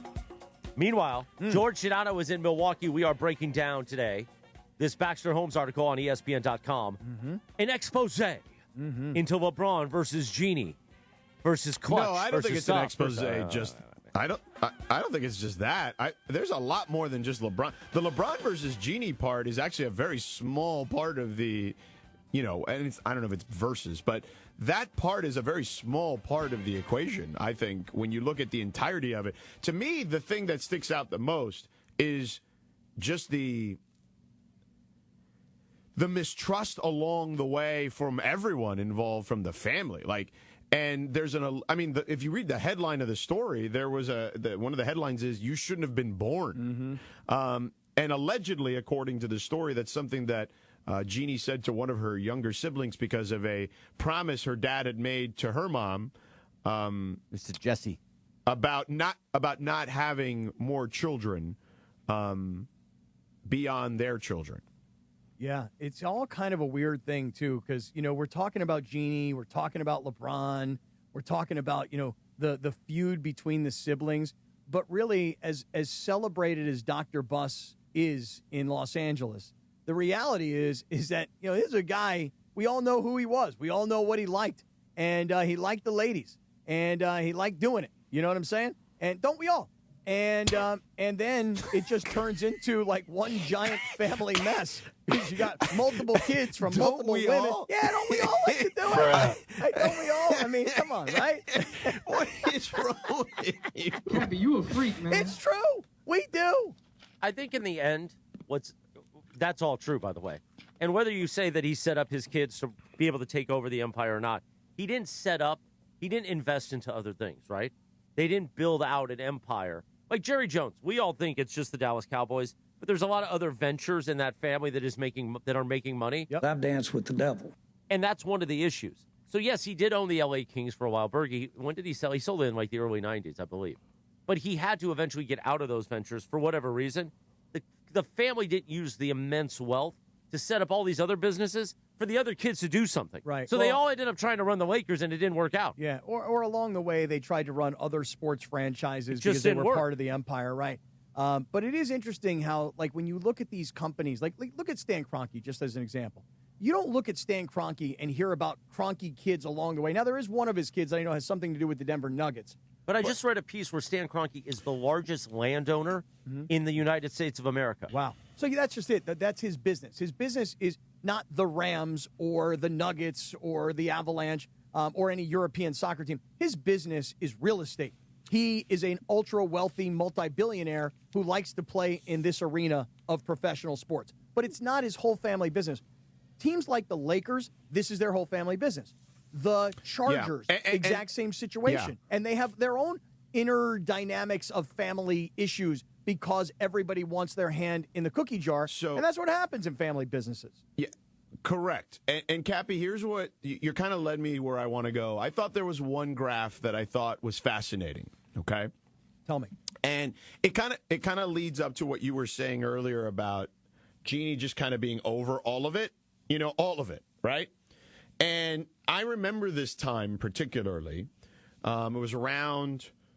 It was when they brought in LeBron, and the construction was not great around LeBron. You know, Magic decided at the time that they wanted a bunch of ball handlers around LeBron, and this is a graph that sticks out to me in this sense of just like how over she was about everything. Okay, and again, as someone who's trying to be empathetic of her situation, which could not have been easy to navigate. Like, okay, like. I don't think there's any question that there's a lot of layers to this and a lot of nuance to this. I think there are things that don't jive with me when I read them, but there are things that I think to myself, how would I react if I were in her position? And I think a lot of this is very complicated, clearly, as you alluded to. But this graph sticks out. When external critics, which there were many of, called the organization cheap, they were calling her cheap. When the critics questioned why she listened to Linda and Kurt Rambis, they were questioning her judgment. When Pelinka came under public fire for the team's roster construction, she took barbs for standing by him. She was quick to label critics as wrong, cruel, and biased. Okay? And that sounds like someone who is and maybe I'm psychoanalyzing this a little bit, but the Lakers, prior to Dr. Buss's passing, right, had only had 2 losing seasons in those 34 years, if I recall correctly. All right? And after that, they had missed the playoffs 7 times in 11 seasons, okay, after his passing. So I think there was a lot of pressure on her to get this thing right. And, you know, I think the LeBron part of it was a quick and easy fix, right? And then that didn't go the way that she assumed.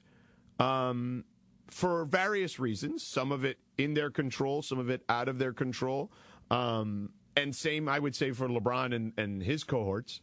But to me, the idea of every critic is wrong, cruel, and biased, I also feel like that's not fair either, right? Because at the end of the day, people are seeing the standard that was set by this organization, the standard that they claim they lived by. So when they're being called cheap, and I don't think anyone specifically said they were cheap. Maybe they did. I mean, I don't know. But it was what you said, which is there's a family-owned business. They don't have the external money that a lot of other ownerships have, right? And that becomes a challenge and creates a layer of challenges in a high-stakes world of sports now, which we live in. And the idea of listening to her close friends in Linda and Kurt Rambis making top decisions. Now, look, most people listen to their inner circle, whoever that may be. And the difference here is we knew who these people were, right? But I also think that because we knew who they were, I think that people thinking and questioning, well, what are their qualifications to be part of this decision-making process was also not unfair. But I could see her part of it is like, hey, they've been with me since the beginning, right? 30-something years. Like, I trust them implicitly, right? And they've never led me astray.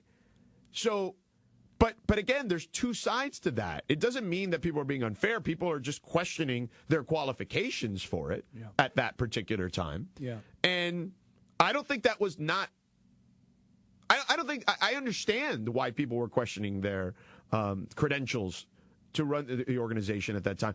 And the other part and the last part about Pelinka coming under fire for roster construction, I think some of that, as I mentioned a second ago, has been parsed because Magic had something to do with that at least the first year or so. And then after that, there were the questions about Rob. And I think, if anything, the question about Rob and the roster construction has been, well, you guys were all complicit on Russell Westbrook. There hasn't been enough shooting on this team for years, for the most part. And outside of a small window of time where they won a championship, and then the following year when they tried to defend, they got hurt, the roster has been, has not been necessarily championship worthy, okay? And I think, again, that all boils back to the standard that they, as a family, created for this organization. So when people who want to question that are labeled as wrong, cruel, or biased, I don't think that's fair necessarily either. Well, think about this. You ready? One of the words that really got this conversation flowing this morning was, and I'll paraphrase the paragraph, which was that Jeannie was upset that LeBron was perceived as the savior of the Lakers. But he was. Okay, but hold on. Now put it in her perspective. You ready? Wait a second. No. She thinks, what do you mean? I'll play Jeannie. Go ahead. Right? I'm Jeannie. Yeah. Okay, I'm Jeannie right now, okay? Even though my voice is a little deeper. I'm Jeannie. Right. Wait a second. LeBron's the savior? Wait, shouldn't I be the savior? I mean, I'm the person that brought LeBron to the Lakers. So, therefore, LeBron going out on the floor and winning a championship, yeah, he's going to hoist the trophy, but I'm the person that brought LeBron here. Therefore, I'm the savior. Why is he getting all the credit? So, you see, ego now becomes a big part of this whole story, in my opinion, based, again, on the way it was being reported earlier this morning, and you guys can go read it on your own. You can interpret it your own way. But Jeannie was the boss. She was left the team. She's the one who had to fire brothers and sisters and move pieces on the chessboard. And she went and got LeBron, brought LeBron to the Lakers, combined brands, jumped into business together, won a championship, and in the end, he gets all the credit. He's the savior. What about me? I'm the freaking savior. I'm the one who did this. And that's fair, I would say. But I will say she got a lot of credit after they won a championship. Oh, big time. Because remember, they even gave her the trophy that night. Like, hey, she's the first female owner to win a championship. She was celebrating. I mean, the owner always gets the trophy. But what I would say is there were plenty of stories written after the fact about her prowess as now taking the Lakers to the level of her father. And there was always this, they had to live up to the standards that Dr. Buss created for the organization. I already mentioned that there were only 2 losing seasons in his 34 years as the steward. Right, but and he there was were given 7 a lot of times credit. they missed the playoffs. Right, he was given a lot of credit. And there were 7. She doesn't feel like she's gotten the credit. Well, she did in the aftermath of the title, I believe. You could go back. I mean, a simple Google search would show you that. That also the bread from manna or comes down from heaven. I don't freaking know. I missed the whole thing that Rob Pelinka was talking about. When he started talking about the Bible, I was like, bro, I don't know what you're talking about. All right, let's take a quick timeout here. All right, let's do that. 8:21 in the morning. Sedano, let's talk about our friends, the Crazy Hernandez brothers at Hernandez Wholesale Flooring. Listen, you need flooring from the Crazy Hernandez brothers. What are you waiting for? Call them at 866-62-FLOOR. Here's the deal. Dr. Clapper has gotten flooring. The Italian Stallion got flooring from the Crazy Hernandez brothers. What are you waiting for? You've heard me talk about our friends over at Hernandez Wholesale Flooring. You know what they are. An authentic, old-school, family-owned, with real TLC type of company who feature wholesale pricing year-round. My question to you is this. If you need flooring, why haven't you checked them out yet? Commerce, okay? Original OG location. Santa Ana, for those of you in OC. Whatever kind of flooring you're looking for, they have it in stock. They have millions of options to choose from. Hardwood, laminate, tile, vinyl, carpet. Cappy likes the Shaggy. He got it for Rachel's rental. And even the artificial turf, waterproof, scratch-proof, kid-proof, pet-proof, whatever you need. Hernandez Wholesale Flooring has it. The crazy Hernandez brothers are always going to take care of you. If you're a first responder, active military, or veteran, you'll receive additional discount on top of the already low prices. Plus, if you find a better price, which I doubt, Hernandez will match it. No questions asked. All you got to do is call them at 866-62-FLOOR. Ask for the crazy Hernandez brothers. Tell them your square footage. Tell them what someplace offered you, and again, they'll match it. No questions asked. Shoot them a call, 866-62-FLOOR. Visit their showroom in Commerce, right next to the Commerce Casino, right off the 5 freeway. Santa Ana, for those of you in the OC, check them out online, HernandezWholesaleFlooring.net. That's HernandezWholesaleFlooring.net. Hernandez Wholesale Flooring. No games, no gimmicks, just the best price in town year-round, because no sale beats wholesale, homeboy. Check them out on the web again, HernandezWholesaleFlooring.net, or call them at 866-62-FLOOR. Thank you, Sedano. We're going to stay here, but first I'm going to tell you it's game day for the Trojans. USC takes on Northwestern tonight in exciting men's basketball action with pregame at 7:30 and tip-off at 8 o'clock. Hear all the action on ESPN LA 710 a.m. or in crystal clear digital audio on the all-new ESPN LA app with Jordan Moore tonight, the voice of USC men's basketball, the home of the USC Trojans. Nice. Fight on. We'll stay here for a few minutes. Yeah, then Wendy went. Can I finish teasing? Not really. No, I think You've we're been good. talking for like 17 no, actually, minutes. George just spoke for 20 minutes straight, and I sat here and listened. That's not what I heard when I walked back in the studio. Well, you should have. I heard, go back, because I'll say it was about there 14 and a half minutes the little straight. light outside the door that said Cappy Rant was blinking. No Cappy Rant. No Cappy Rant. No rant. No anyway, rant. what I was going to say Tell is me. Let me we'll hear. stay here for a few moments. Yeah. Then we'll break shortly before 8:30 All because right. Windy Wednesday, Brian Windhorst will join us at 8:30. Yeah. And you and I have to do an East Central read in about, I'd say, 2 minutes and 30 seconds. Okay. So get back to the Cappy Rant. So here goes. George. You know what I'm saying? I think I do. Here's my bottom line on this whole report today about Jeannie and the brothers and the sisters and the sale and LeBron and just all of this stuff. You want to hear what my bottom line is on all of this? Bottom line it, Cappy. It's a setup. And you know what the setup is for? What is the setup for? The setup is for Jeannie to not be the governor of the Lakers. That's what I've been saying back here the whole time. And here's why. By the way, Lindsay, you and I have not had this conversation off air, and I'm surprised that we're on the same page. But here's why, George. Because you remember when the sale goes through, there's still all this talk about Jeannie's going to stay on for X number of years. Right. She's going to be the governor, et cetera, et cetera. When and you were very quick to say you don't believe it, which I agreed with. I don't believe she'd see the 5 years. Right. You said you'd give it like 3 to 6 months. Oh, yeah, because here's why. Because it doesn't matter if it's basketball or a tech company. When you sell a business and somebody else takes it over, why are they able to buy your business? They're bigger. They've got more money. They've got more resources. They're better at the job, whatever the case may be. The point is that Mark Walter bought this team, and it will be his team. And while people have this romantic relationship with the Buss family because of their years of ownership and the championships, there's this love. Oh, the Busses, they're part of the Lakers. They're part of the fabric. Well, then what Jeannie does is she puts out this story, and I say she puts it out, through this writer, and now it's my brothers and sisters are a headache. LeBron James is a headache. Owning the Lakers is a headache. And guess what? I don't own the Lakers anymore. So I'm going to take my piece of my $10 billion, and I'm going to ride off into the sunset. Have a nice life, everybody. To me, a story like this is a setup for I'm not going to be with this franchise very much longer because all of it's a pain in my ass. You know what Mark Walter and Guggenheim don't like when it involves like the Dodgers and other entities? They don't like noise. This is all noise, and this is not something that organization wants when it comes to their front office. Well, why would they? What do they need her for? Well, is she so great and she's such an awesome owner that they're like, hey, we can't get rid of her because, man, without her, we're screwed. No, they bought her out, and they bought her family out, and she's done. That's why you sell. I would say that she understands basketball and the league and the NBA and Adam Silver and the other owners in a nuanced fashion, and in a way that they do not yet. Yes. They will over time. Everybody's new. At some point, there is a new person in the room. But she gets to smooth that over in the transition.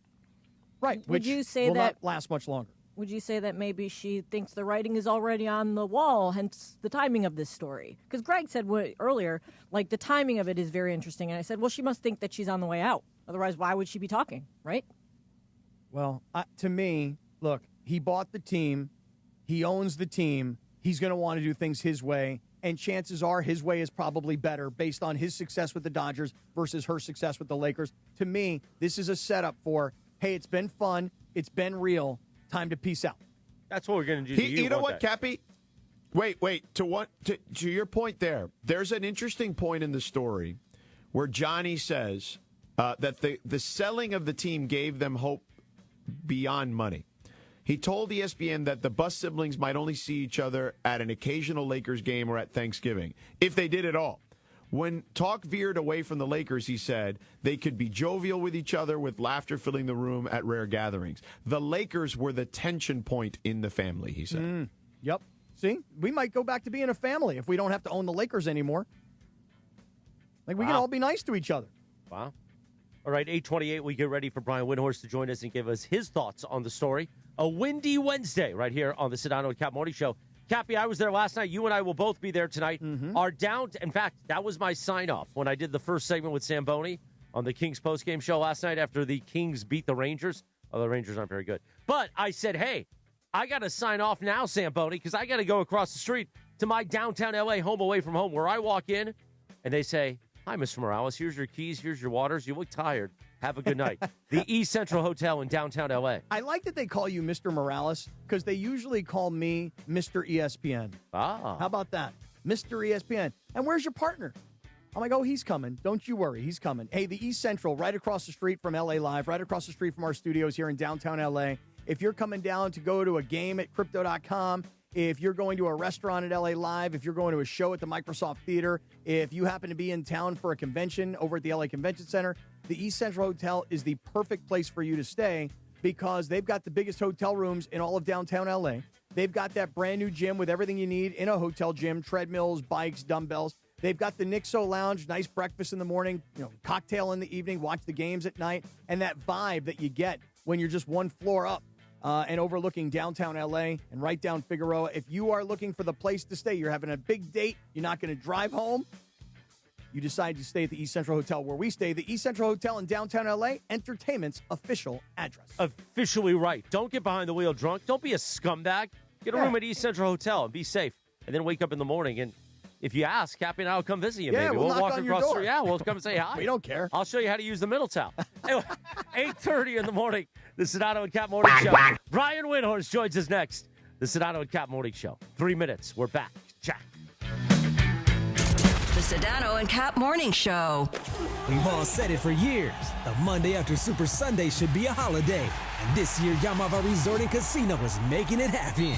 This Sunday, January 25th, join Cappy, Morales, Bergman, and producer Lindsay at the 909 Sports Bar to watch the AFC and NFC Championship games. Show up and enter to win a VIP Super Sunday experience. A free room, incidentals covered, plus our Super Sunday watch party and the Monday after, live from Yamava. Be there January 25th at Yamava Resort and Casino to watch and win. Mike, in sports, dynasties don't happen by luck. They happen with culture, coaching, and execution. Couldn't have said it better myself, Travis, but that's exactly how we run Rotolo Chevrolet. Mike, it's actually pretty simple. Customer service that takes care of people. It's probably the biggest reason why people choose Rotolo Chevrolet. They come from all over California. 210 freeway, Sierra Avenue exit, right there in Fontana. I'm going to remember that the rest of my life. Love it. And of course, RotoloChevy.com. ROTOLO Chevy.com. ESPN LA family, I'm personal injury attorney Joseph S. Normand. 2026 marks 15 years that you've trusted me to represent you. When you're hurt and down, I'm honored to fight for you in personal injury cases when it matters most. Numbers don't lie. I'm the real deal. The voice you hear is a voice you get. If you've been injured in an accident, call 213-747-1234, 213-747-1234, or visit normandlegal.com. Normand Legal, built on trust, proven by results. Fight on! ESPN LA fans, elevate your next game night with Gießen Wines from New Zealand. Their Gießen 0% range brings you premium Sauvignon Blanc, Rosé, Pinot Grigio, even Sparkling Brut with 0% alcohol and all the flavor. Crisp, refreshing, award-winning, crafted with the same care as their classic full-strength wines, just without the alcohol. Post-game dinner, weeknight unwind, or hosting the crew, whenever you're pouring, you're never out of the moment. Gießen 0% wines, all in, never out. Every great team has its core players, but when the season gets tough, adding the right free agent can make all the difference. The same goes for business. At Robert Half, we found that 67% of companies surveyed plan to increase their use of contract talent to handle workload peaks and backlogged projects. With Robert Half's specialized recruiters' experience, combined with their award-winning AI, you can quickly find the skilled candidates you want. At Robert Half, we know talent. Discover how we can help at roberthalf.com/talent. Hey, fans! Welcome back to Fansville's Cheers and Tears. Oh. Okay, so like everybody deals with losing, right? To a rival on a last-second field goal. Whatever, it's fine. I'm totally fine. But I cope with losing with an ice-cold Dr. Pepper. Those 23 flavors are like so delicious. They totally wash away the pain of your college football team taking a big fat L.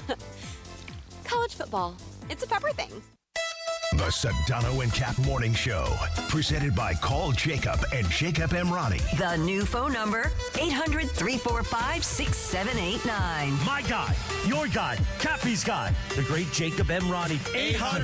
800-345-6789. With a new phone number, 800-345-6789. Let's make it all fun.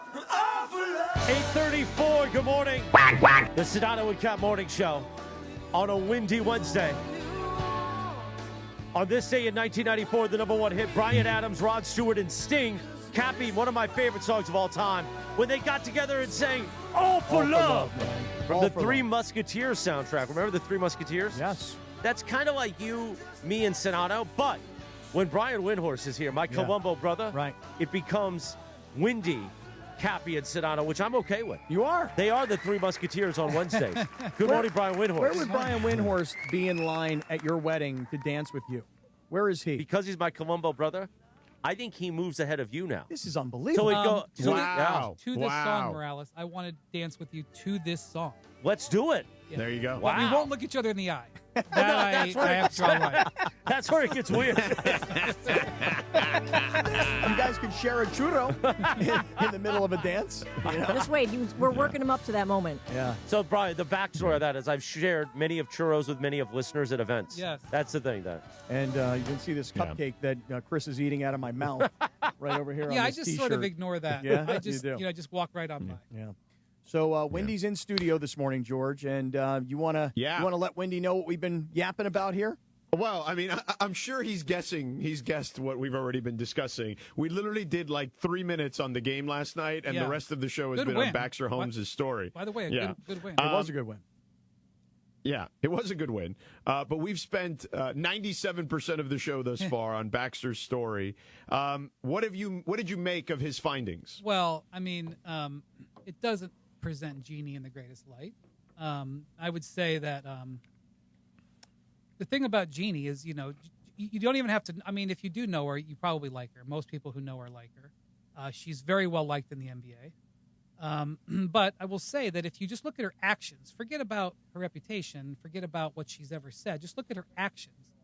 And, she's at one point to get control of the franchise, she partnered with her two younger brothers and her sister and used that 4-2 leverage to get her two older brothers out.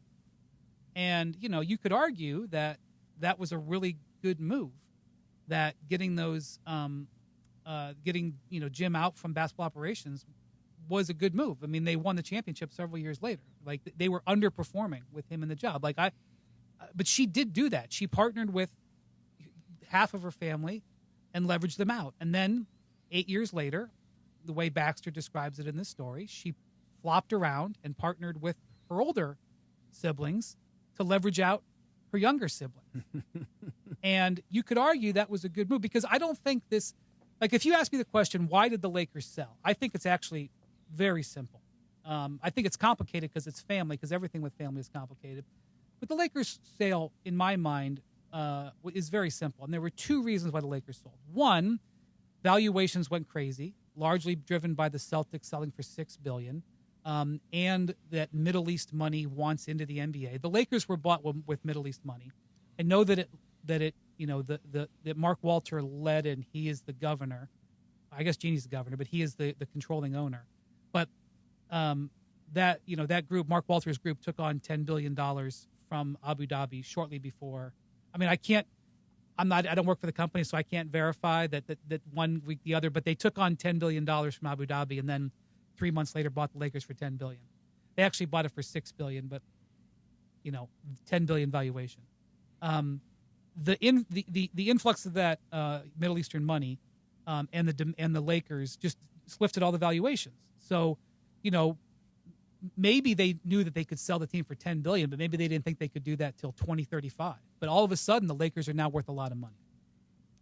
And the second reason they sold is because local television in America is collapsing, and the Lakers have been untouched by it, but they will be touched by it. So almost every pro sports team in America has had to take a pay cut from their local TV deal, basically with the exception of the Lakers. Last year, for example, the New York Knicks made $141 million. And the same company that owns the Knicks local TV deal and that owns the Knicks is the same company. Mm-hmm. And the company went into bankruptcy, and they had to cut the Knicks by about $40 million. The Knicks are getting $40 million less this year than they did last year. The Knicks, or the parent company, owns both. The Lakers got about $200 million last year, and they're going to get the $200 million this year, okay? And the real differentiation between a team like the Lakers and the Grizzlies is that local TV money. The Grizzlies make $11 million a year.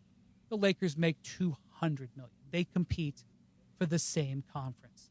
And now, if Jeannie was here, she would say, well, we have to share that money. We share the money with the players. Yes, you share the money with the partners. Yes, it's not dollar for dollar.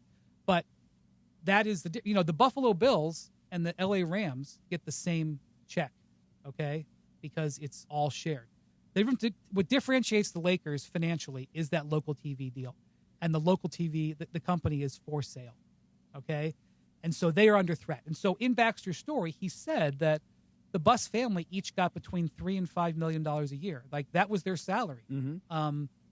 And they don't have maybe they have other investments where they get, but they don't have other jobs. Like, Jeannie's job is running the Lakers, and she gets a salary for being the president, but that's it. When a billionaire buys a team, if the team loses $50 million, fine, he's got his other businesses. It's the Lakers family business.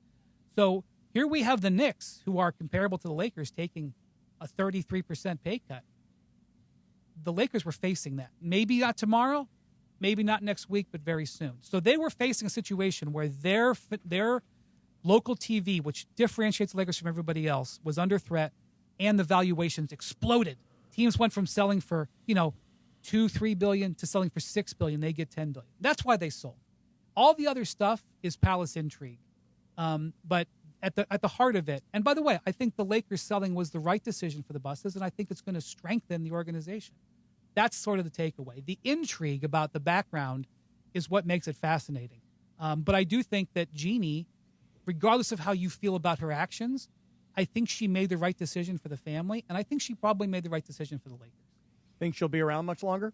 She's got a 5-year contract. Yeah, but you think she'll really live up to a 5-year contract? This happens all the time, where big companies get sold and the CEO's job is to stay on for the next 5 years, and the CEO gets in there and he realizes that now he's not the boss anymore, or she's not the boss. They're now an employee, and they don't like the way the new company is running their old company, and before you know it, they're gone. To me, even putting this out there, it's put out there. Everything is according to a source in the organization. So for me, she's the ultimate source, and the way I look at it is, this is her swan song of letting everybody know, between my family issues, the LeBron problems that she reportedly now has, all of it, the money, as you just described it, I'm out.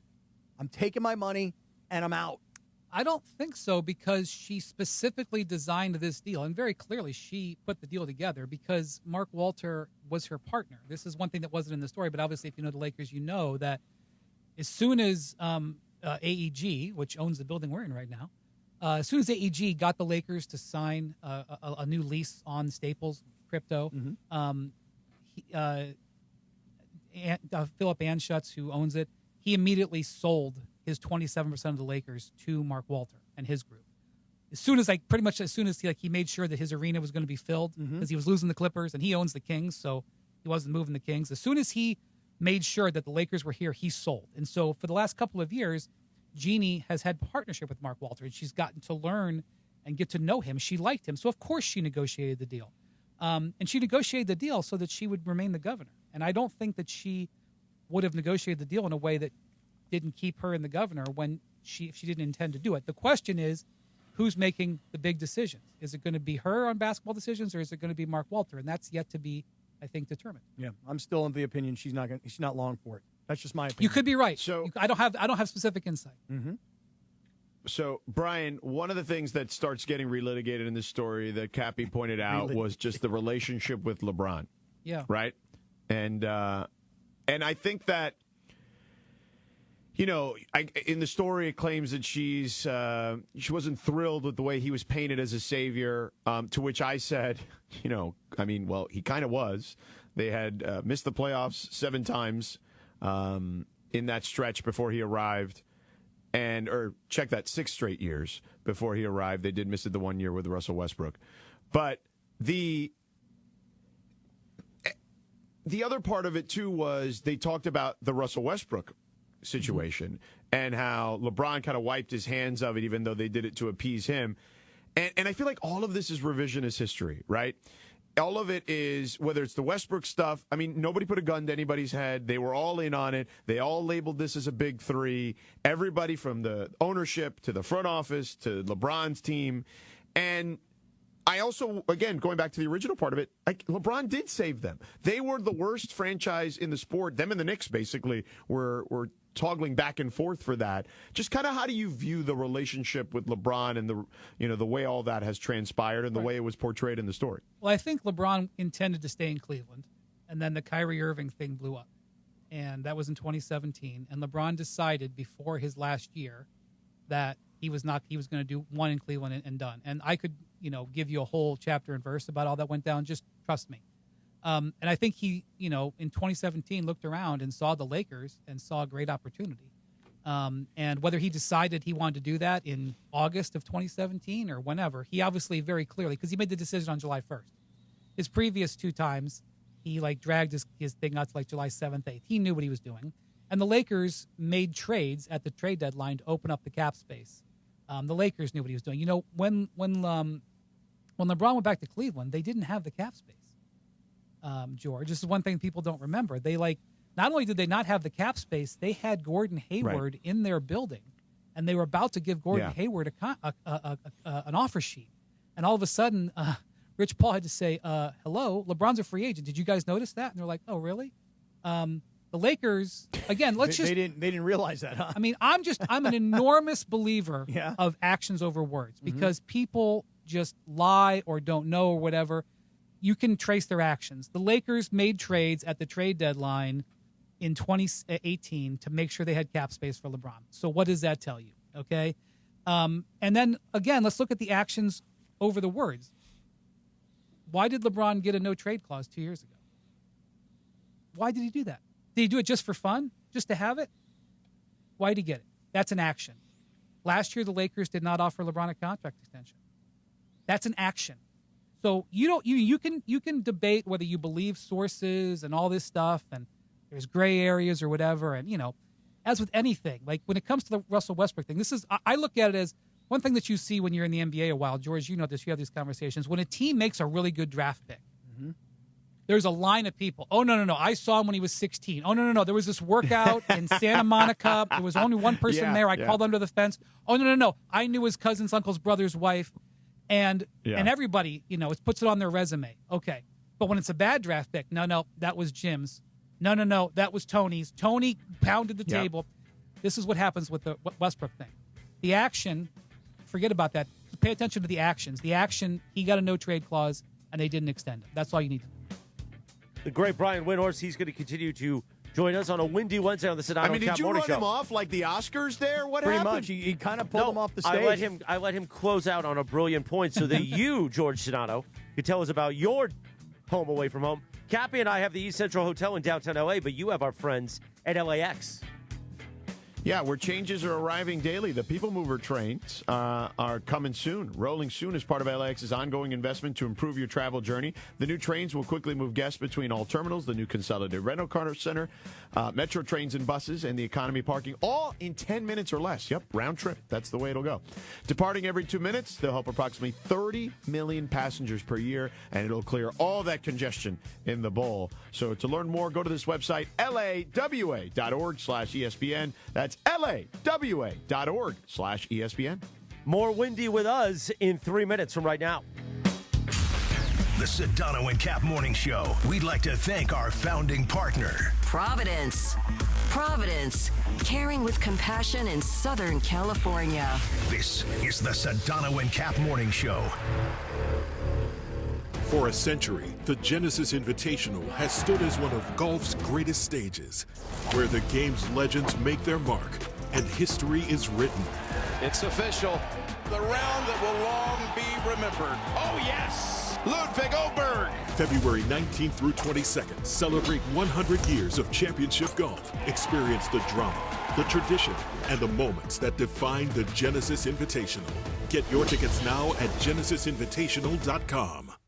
Hey guys, it's a new year, new benefits, and if you're wondering how to actually get the most out of your new benefits, it's VisionWorks in Orange County. It's Cappy, and I know you've been putting off your annual eye exam. I got you covered, VisionWorks. And right now, VisionWorks is offering a BOGO on glasses, so you can use that tax return for something you actually need and walk out with 2 new pairs. Quick scheduling, great doctors, and tons of frames to choose from. No stress, no pressure, just better vision to start the year. So do your eyes a favor. Head to one of the 7 VisionWorks in Orange County and see the difference.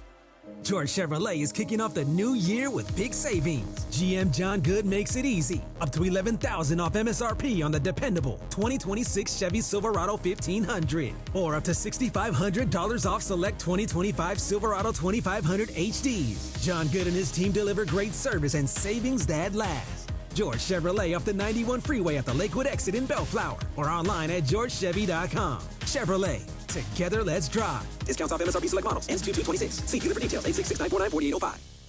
And stick my hand in there, and there were all these cucarachas. Exactly right. 849. We love John Good over there at George Chevrolet. The road to the Lombardi runs through Yamava, and this Sunday, is your chance to win the Ultimate Super Sunday prize. Join Cappy, me, Morales, Bergman, and producer Lindsay Baseball at the 909 Sports Bar for the AFC and NFC Championship games. Everyone who shows up is entered to win a VIP Super Sunday experience and a one-night stay at Yamava. Be there this Sunday at Yamava Resort and Casino to watch and win. Spots are limited. Reserve your seat now at ESPNLA.com. Yamava Resort and Casino, you in?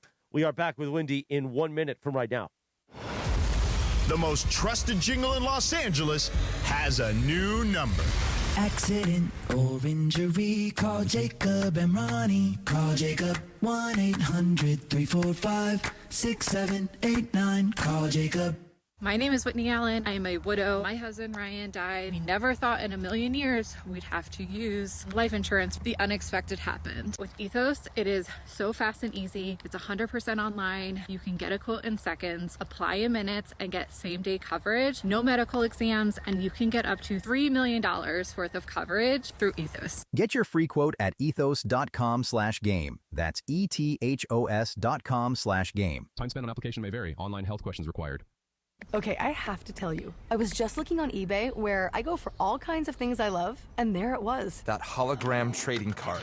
One of the rarest, the last one I needed for my set. Shiny like the designer handbag of my dreams. One of a kind. eBay had it, and now everyone's asking, ooh, where'd you get your Windshield wipers. eBay has all the parts that fit my car. No more annoying. Just beautiful. Millions of finds, each with a story. eBay. Things people love.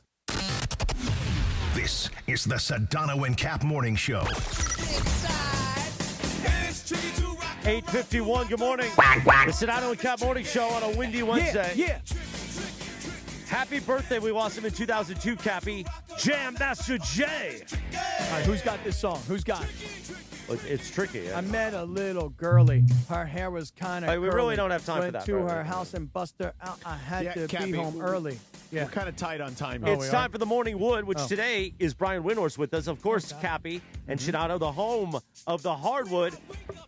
as I knock on it, our friends at Hernandez Wholesale Flooring. If you're in the market for new flooring, shop at Hernandez Wholesale Flooring, where every day is a deal. No gimmicks. Call 866-62-FLOOR or go to HernandezWholesaleFlooring.net. No sale beats wholesale. Sedano, the great Brian Windhorst, is in studio with us. We have an out time of 8:55:50, so a few minutes here, and then Brian will continue with us in the Prize Picks Power Hour. Mm-hmm. That's very nice of Brian. Very lovely. So, Brian, just one quick question about, let's talk about yesterday's win, and then we can go back to the Baxter story in the YouTube hour. But, an important win because you gotta get these wins to stay afloat in the Western Conference.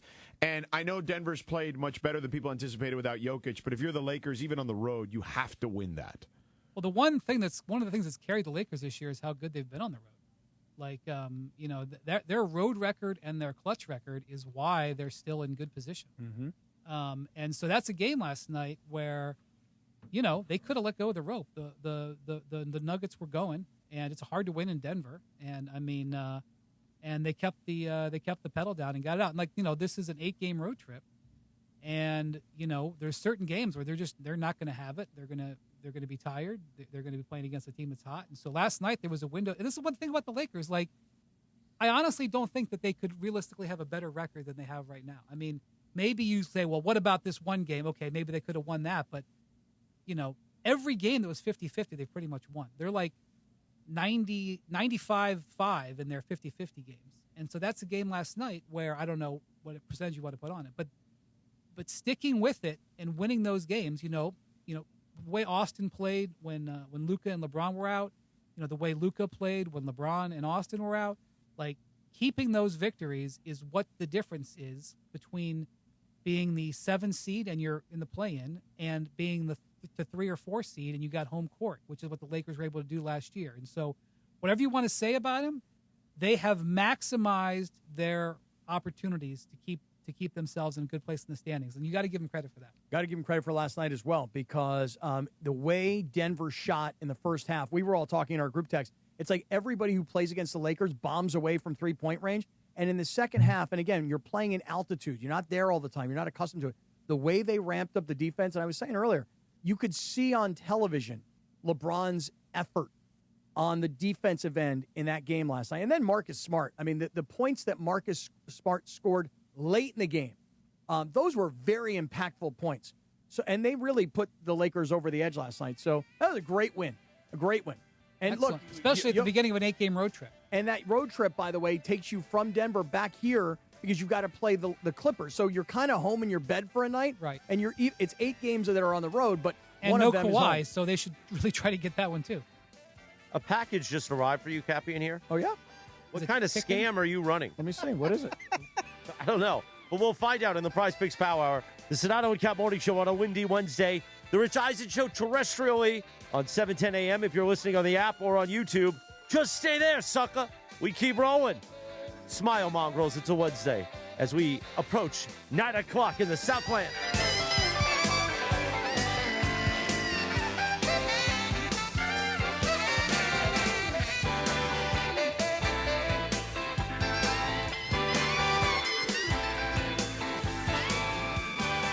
What a year for LA sports. The Dodgers' epic Game 7 World Series victory. Shohei's unbelievable 3-homer, 10-strikeout playoff masterpiece. Luka Doncic joining the Lakers. Were one of those your top sports moment of the year? Or was it Kershaw's emotional final game at Chavez Ravine? LAFC lending Sung Hung Min or something else? Cast your vote at lasports.org/vote. Winners will be announced at the Los Angeles Sports Council's 20th Annual LA Sports Awards on January 28th. Vote today at lasports.org/vote.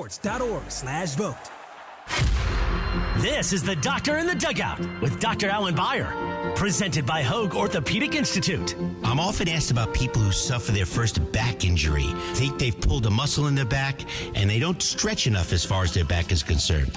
So when do you seek care from a doctor when you've sustained a back injury? At Hoag Orthopedic Institute, we like to tell people that the most important thing is to watch and see if that back pain is radiating down your leg, causing any numbness, causing any weakness, or any bowel or bladder dysfunction. These are surgical problems you usually and require a more urgent visit to the emergency room rather than waiting to see the doctor. If none of these signs are present, it's safe to wait it out, rest for a few days, and seek medical care from your doctor within a week or so. Hope that helps. Keep stretching your back. If that doesn't get better in a week or 10 days, that's when it's time to seek the orthopedic specialist. Hope this keeps you on the field, and keep listening. We'll be back soon. Keep listening for more on the road to recovery right here on 710 ESPN. We've all said it for years. The Monday after Super Sunday should be a holiday. And this year, Yamava Resort and Casino is making it happen. This Sunday, January 25th, join Cappy, Morales, Bergman, and producer Lindsay at the 909 Sports Bar to watch the AFC and NFC Championship games. Show up and enter to win a VIP Super Sunday experience. A free room, incidentals covered, plus our Super Sunday watch party and the Monday after, live from Yamava. Be there January 25th at Yamava Resort and Casino to watch and win. We all hear the radio ads about the IRS. They tell you to be afraid, to be scared, and they try to frighten you into calling. I'm not here to do that. Tax Relief Advocates is different. TRA is here to tell you that if you owe money to the IRS, whether it's $5,000, $50,000, or $500,000, we have a solution. It doesn't matter if you're sitting in your car, at work, or with your kids. No matter where you are, call now. 800-575-6759. Don't lose hope. TRA can eliminate or reduce what you owe to the IRS. Generous programs are now available that can give you a fresh start. Our passion is taxes and helping individuals fix their IRS problems. We have over 1,000 5-star reviews on Google and an A+ with the Better Business Bureau. You don't need to be afraid of the IRS any longer. End your tax nightmare today by visiting us online at TRA.com or call 800-575-6759. That's 800-575-6759. Tax Relief Advocates. Real solutions for real people. Your next Subaru is waiting for you at Subaru of Glendale. Lease a brand new 2026 Subaru Outback Premium CBT for $349 a month plus tax for 36 months. One at this payment. VIN TY 457-11-3. MSRP $37,275. $33.99 due at signing. Call 888-855-6434 or check out SubaruofGlendale.net. 7,500 miles a year. Model code TDD-11. Must take delivery by February 2nd, 2026. Subaru Motors Finance. Lease rates extended to well-qualified buyers with above average credit. Subject to credit approval. Not all buyers may qualify. Good Karma Brands is proud to be an equal opportunity employer, providing equal employment, development, and advancement opportunities to all teammates and applicants. To learn more about careers with us, please send an email to talentacquisition@goodkarmabrands.com. That's talentacquisition@goodkarmabrands.com. 710 ESPN, your home for the 17-time world champion Lakers. KSPN Los Angeles, a Good Karma Brands radio station. Previously on the Sedano and Kap morning show. And Evan, I heard what you said the other morning, and I had the exact same opinion, which was Sean McDermott, after the Buffalo loss at Denver, I'm standing up for Buffalo. I'm all about Buffalo. Oh, yay. I'm standing up for our community. How dare they take that from us? I was like, bro, you know you're getting fired, and this is the way to suck up to this community, and the ownership just was not buying. And I heard you say something very similar. That is what I said. Oh, so it was verbatim. It wasn't similar. It was actually verbatim. I'm one of the hosts of an ESPN morning show. So basically what you said, which I appreciate, is you heard our show and you regurgitated your point back to me and making it seem like I was going to have a different one. The Sedano and Kap morning show is on the air. The biggest show in ESPN LA history. But man, the Seahawk fans are pissed at you and me for having the audacity to be confident that the Rams are going to go win this game. By the way, I picked the Seahawks to win the second game. So, I don't care what the Seahawk fans on social media say. I don't care. A little sabor? Yeah, I don't think people like being called hacks. You're the güero on the radio. Giant Mexican, horn section. Did you have me on your show to berate me? Is that what you're doing now? Give me a freaking break. I'm reacting to Art Bell. Yeah? Oh, okay. Amazing. Do you want to do the Love Boat, or do you want me to do the Love Boat? The Art, I don't even know what you're talking about. No, here it is. Ready? Watch this. Watch this.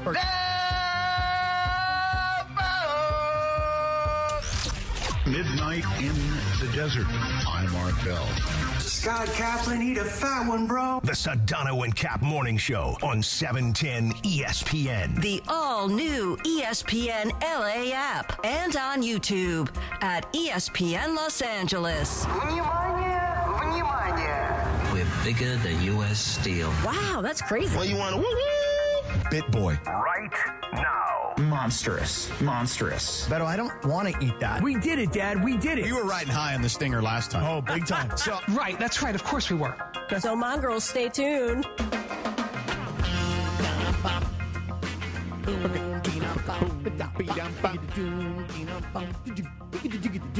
9:02 and 30 seconds. Good morning. The Sedano and Kap Morning Show is on the Prize Picks Power Hour on a windy Wednesday. Do it, Cappy. Wait, Wendy, do you want to do Love Boat? I'm just thinking about the Art Bell stuff. That takes me so far back. Remember he used to say, from the high desert in the kingdom of Nye. Like he would it's just this flat desert nobody wanted. No, but exactly. It sounded like this mysterious place. It was the theater Nye. of the mind. Yes. I would get scared sometimes listening to the show as a kid, just because of some of the guests. About like aliens probing things and stuff. He was brilliant. Speaking of things that are getting probed, Cappy, go ahead and do the Love Boat. You don't want to do the Love Boat? I don't remember what this is. And that's a reference to what? It's a reference to Love Boat. Love Boat's a reference to Love Boat. Like, you know how, let me write that down. You're a Columbo guy? Yeah. I'm more of a Captain Steubing kind of guy. I remember the Love Boat, but I don't remember the Love Boat. Oh, yeah. Like, I remember Fantasy Island, but I other than De Plane. Right. They were on together, right? Mm-hmm. The Right, Love one Boat, after Fantasy the Island. other, yes. But By I the don't way, remember. when the character on Fantasy Island, they would go, the plane. Yeah. What was his name? Tattoo. Yeah. When I see Trudell, I think of Tattoo. Oh, my gosh. Oh, I'm sorry. What? Do you think of Fernando Montalban when you see With Sedano? the smooth Corinthian leather? Ricardo. Ricardo Montalban. What Fernando. Well, the not thing is, Fernando. back in those days, like, the big thing was the guest star. Yes. Right. And the guest On both of star those shows. was not afraid to be a villain. Well, on Columbo, the villain a lot of times was a big Well, I star. just was looking yesterday. TMZ had William Shatner eating cereal while driving his car. Which, first off, William Shatner looks pretty good. Yeah, he's 80 plus and he's driving. He might be in his 90s. Yeah, oh, I think really? he's in his 90s, And yeah. Give him credit and for he's driving. he's eating cereal while he's driving, which No way. that's remarkable. Mhm. And he was a villain, like on Johnny Cash Twice, right? maybe twice. Shatner was a villain twice, I think. That's yeah. right. And Johnny Cash, these guys would come on and be like, okay, for this week I'm going to be the villain. Like that would never happen today. Right. No, would Ben absolutely. Affleck come on to a episode of, I don't know, name the show and Law be and the Order villain? SVU? Yeah, and get thrown in jail for being a pedophile? I don't think so. By the way, William Shatner, I'm looking at this picture. I'm thinking that he's having some sort of a Raisin Bran Yeah, that's or what they said. or a corn flake They or said something. They said it was a brand. It was definitely a brand. God, he looks See, that would great. break the fast, too, Cappy. Yeah. We were talking earlier, Brian, about fasting, because I do a lot of fasting now, and so does Sedano's always been a big intermittent fasting guy. But Cappy's like, oh, I'm fasting, too, but then tells us, like, oh, yeah, I put creamer in my coffee and I AG1 and stuff, and that breaks the fast. I said I'm unintentionally, intermittently fasting because I just don't eat until afternoon. And so then I didn't realize that by having AG1, which is just, vitamins and greens and whatever. And then I don't know what that is. Yeah. Sorry. And then, I just do it because I'm like, dude, do something good for your body, will you? And then I have a cup of coffee, and the coffee has this very sugary creamer, and I think I'm kind of addicted to it. Like, I just can't get off of it.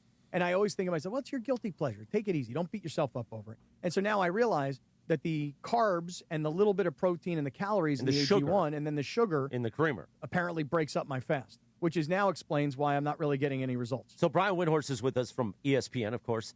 It's a windy Wednesday. Now, before we get back into this Baxter Holmes piece that was posted this morning at ESPN.com, you got a package in the mail. Yep. And you said, Sedano, we said that he would open the package on the air. It's a beautiful package. Yeah. Okay. So go ahead and open it. George, You don't know who it's from? No, so there is a return address. I covered it when I just showed it to everybody on YouTube. Just open the package. But I don't know who this person is. We don't need a lot of build-up. Just open the package. Is it from Debbie? I want build-up. I like build-up. No, Debbie? We want to get back to the Baxter Holmes story. Yeah, we've been at it for 2 hours. This is important. But Wendy's here. I know, but Wendy wants to know what's in the package. Okay. All right, I'm going to... I can't believe you're allowing this without some sort of pre-screen. Right. Well, it's the Prize Picks Power Hour. What's the worst that could happen? Okay, thus far a little weird. There's a picture of a horse.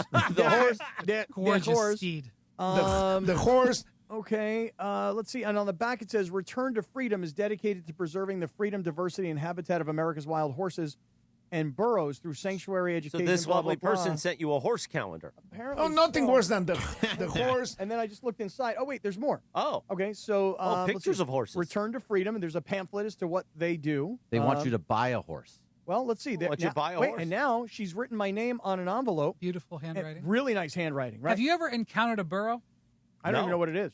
You know, when you're out in the Kingdom of Nye, when you're outside Las Vegas, you think I'm joking. There's signs. I know because the sign is so spectacular that I paused the car, stopped the car, and got out and got a picture with the sign that says, "Do not harass the burro."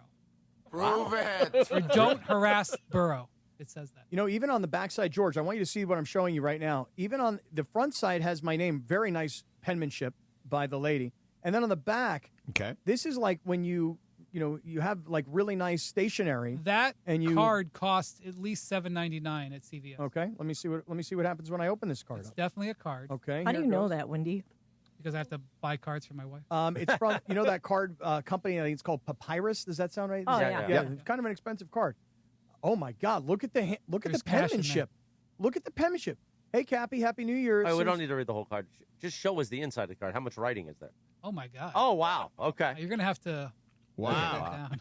This is as long. This is a big fan. This is as long as Baxter's article about the Lakers. For crying out loud. Yeah, exactly. Oh my Much God. better handwriting than. Oh, Baxter and I'll just say this at the end. She writes cordially, and she writes her name. And she says, "P.S. I'm originally from Pittsburgh. Here we go. Wow. Steelers. Here we go." You're gonna have to put that horse calendar up in your office. And she says, "I really get your bits." She goes, "Love you guys and love the show." Oh, great. Yes, but what was this lovely person's name? Her name is Annette Tulasek.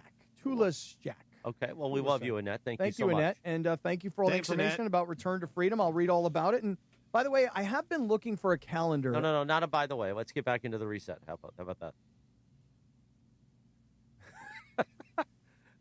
Go ahead. You were fun earlier today. I'm just trying. It's 8:09. It's He doesn't 9:09. take coaching well. No, I know. think I'm the most coachable guy in town. Oh, okay. I think so. But anyway, back to what you were saying, Christopher. Maybe Sedano could give us the natural reset on the big story of the day. Well, the natural reset of the big story of the day is Baxter Holmes, who is an investigative reporter. Let's call him for ESPN.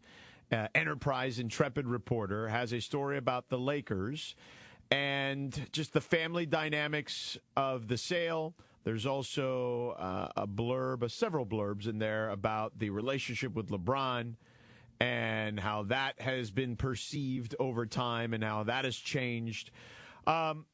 Ultimately, I think that there are, to your point earlier, Brian, there are some spots in there that don't make Jeannie look very good, particularly the alleged conversations with her younger siblings, Jesse and Joey, and how there's this feeling that they were led to believe by their dad that they would run the organization, and there are people that will corroborate that part of the story, and then the older siblings say no. But to me, it really just shows what a strange Game of Thrones this whole thing has been since Dr. Buss has passed. Right. Well, they made a very enjoyable, regardless of its actual accuracy, HBO show about the Buss family, which I loved every second of, and I thought the portrayal. If I did not know Dr. Buss, but what I know about him, I would suspect that he would have loved watching that portrayal. Maybe not every second of it, but I had a lot of fun watching it. But obviously, there's a lot of interest in the Buss family. I mean, then they had a 10-part, which I did not watch every episode of that because it's 10 parts. A 10-part Hulu series about it. It's unquestionably fascinating, and one of the great shows of the last decade was Succession, which was really made about sort of the Murdoch family, but it's the same concept. You're talking about a extraordinarily powerful family with a bunch of children who don't agree, who are talking about inheriting something that the public cares a lot about.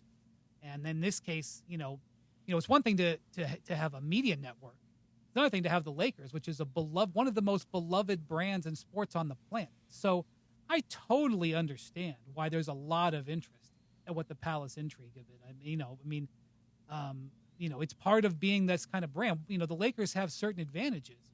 One of them is that they're in this city, and one of them is that they have an incredible brand that Jerry Buss, helped build, and Genie has helped build, and all these great players who have statues, of course, were the primary builders. But there's downsides of it. With all due respect, there was an incredible Palace intrigue and succession that happened with the ownership of the New Orleans Saints and New Orleans Pelicans. You probably don't know about it because the New Orleans Pelicans are not an international brand. They're not sexy. But there was, fascinating thing over the death of the patriarch of that family. Tom Benson. Mm-hmm. And he has children, and his children don't run the team. His widow, Gail, does. And that was lawsuits and court and everything like that. That didn't get an HBO show made about it. So I'll give you another example. Just by the way, even though you mentioned this city, how the Lakers are a dominant international sporting brand, I happen to know this one well. But you just look at the Chargers, for example, right? It's the exact same story. The powerful patriarch of the family made all this money. He then left the team to his oldest son. They've got brothers and sisters along the way. They've now got grandchildren along the way. And the reason that the family still owns the team is because it is where all of their family members work. It is their primary business. Even though the father and the patriarch was a real estate mogul, the next generation and then the next generation, their business is football. And so they just recently sold, about 27% is the number that sticks out in my mind, to somebody here in L.A., the same guy who owns the Detroit Pistons. And they sold a big chunk of the Chargers to him because they had one sister who was a complete pain in their collective asses, and she wanted to sell the entire franchise and collect her money and go off into the sunset. Well, they were like, well, you know what we'll do? We'll find somebody to come in and take this big chunk of the team, L.A.-based guy who owns the Pistons, and we'll give you your money, and now you get out so we can all stay. These family businesses, when you're talking about billions of dollars and pro sports and infighting and all these other kinds of things, it makes it sexy. But nothing is sexy like the Lakers. That's right. Even though these stories all are very, very much the same. I think, George, didn't the Broncos have the same thing with Pat Bowlen? And there was a whole... Yeah, Boland's passing had some level of this as well. Right. Yeah, I mean, Well, it this happens when you're talking about billion-dollar assets. Yeah, it's not unusual. Yeah. But the Lakers. Brian, how do you feel, now, and you haven't done any reporting on this, but so I'm asking you to recklessly speculate here. How do you believe the LeBron camp and Rich Paul's camp and Clutch Sports is receiving the tidbits about their relationship or her feelings towards LeBron and that group? I mean, I don't think the major themes. I mean, I don't know who would have known about this phone call that's described in there, but the major themes of what's happened with the Lakers and the relationship are not secret to those people. I'm just an actions over words person. I don't say words are nothing, but just I take the actions more. And no contract extension happened last year. LeBron picked up his option. All you need to know about their relationship is contained in there. I'll have to ask, because if Kobe, should ask you this, and I know bringing up Kobe's name it's sacred, but Kobe was the franchise who brought him championships. If Kobe wanted another year on his contract, what would they have done? I assume they would have given it to him. Okay. So if LeBron wanted an extra year on his contract, he was not granted that. Well, I mean, Rich Paul has come out and said that they didn't ask for it. But I think, I'm not. That LeBron didn't ask for it? That's what Rich has said. That LeBron did not ask for. That's what Rich has said. Ask for what, though? Just an extra year or a longer-term deal? The explanation was that LeBron wasn't denied an extra year. He didn't even ask for it. But again, I find it highly doubtful that for 23 years, LeBron has never been on the last year of his contract, never been without an option, and this year he's without both. So I just, actions over words. And regardless of what anybody wants to say, he is never, he is at the end of his contract, and at the end of the year, the Lakers can walk away, and he can walk away from the Lakers. Teams have crawled over hot coals to try to lock players like LeBron down, even at this age. and they're both, not tied to each other at all. So what does that action tell you? Does that action tell you that everybody's in love with each other? It does not. No. Interesting. Right. Interesting. I had not thought about it from that perspective. Seriously. So LeBron. So the Lakers are saying, according to the actions that you're reading, that the Lakers are done with LeBron. Well, no, that's not what they're saying. I mean, like, how many contracts they've signed LeBron to? Like, he's been in LA since 2000. How many contracts? 18. He signed? He's signed like 4 contracts in 8 years. Okay. He's perpetually rolled over his contract, and in fact, in the summer of 24, he came to the Lakers and said, "Hey, I'm willing to take less money, so that you can sign somebody." And they ended up not being able to sign anybody, and he didn't take less money. The same summer they drafted Bronny, and then gave Bronny a long-term contract. I mean, not that that's super relevant because it's not unusual to give a second-round pick that kind of deal, but a lot of other second-round picks in that range wouldn't have gotten that kind of contract. And so, like, very clearly in that summer, like, they were working together. They was working together. Last year, we have nothing. We have no. LeBron picks up his option. We have no new contract. Again, so what do the actions from 24 and the actions from 25 tell you? Like, focus on the actions. Don't worry as much about what the interpretation is or what people might be saying. Just look at the actions. The actions will tell you what's going on. So the actions are that LeBron did not get a further contract extension from the Lakers. He had to pick up his option. And that the actions say that they're done with him. Between 2014, when LeBron left the Heat, and 2024, 10 years, I think LeBron signed 7 contracts, okay? 7 contracts in like 10 years. Okay. And every single one of those contracts were basically contracts that gave him rollover optionality. He stayed invested with his team, and he rollover optionality. Even when he left the Cavs, he had rollover optionality, right? And if he had said to the Cavs, I'd like to take another contract with rollover optionality, they would have given it to him. And 3 different times he said to the Lakers, I'd like a new contract with rollover optionality. And they gave it to him. And then last year it didn't happen.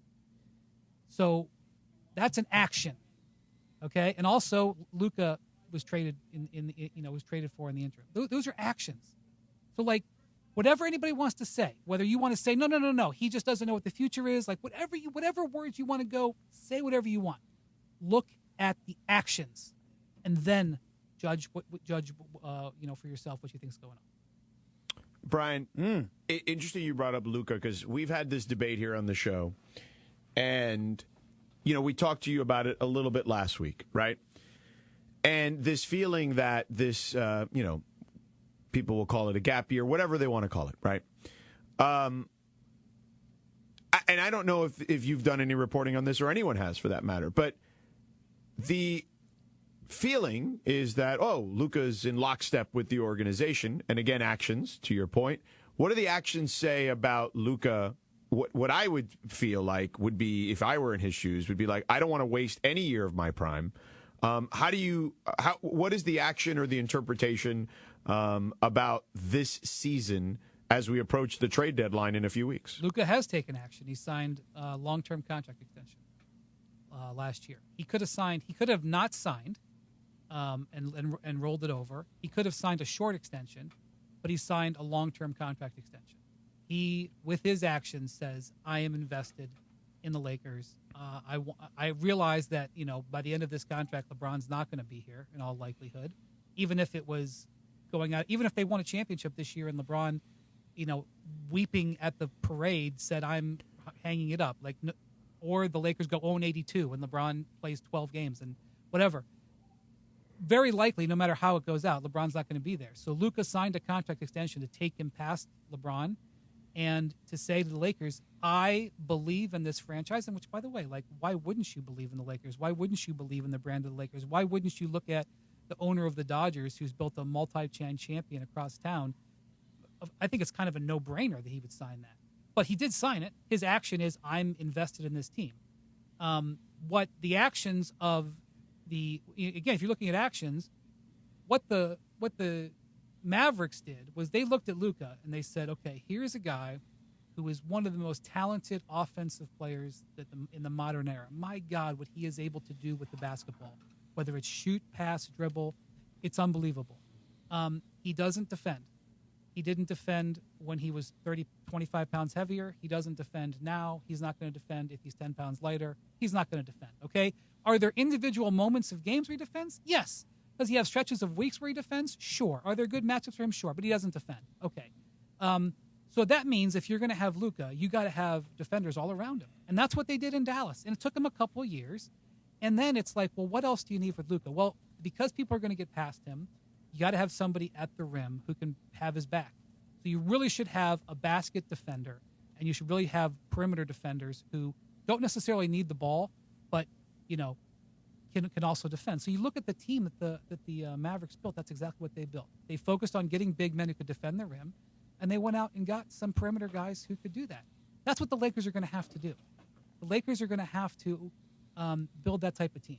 And by the way, that's what happened with LeBron. LeBron. It took the Heat. George, you lived through this. The Heat figured out the formula that you put around LeBron, and then the Cavs mimicked it, and the Lakers mimicked it, and there was a string of finals and titles.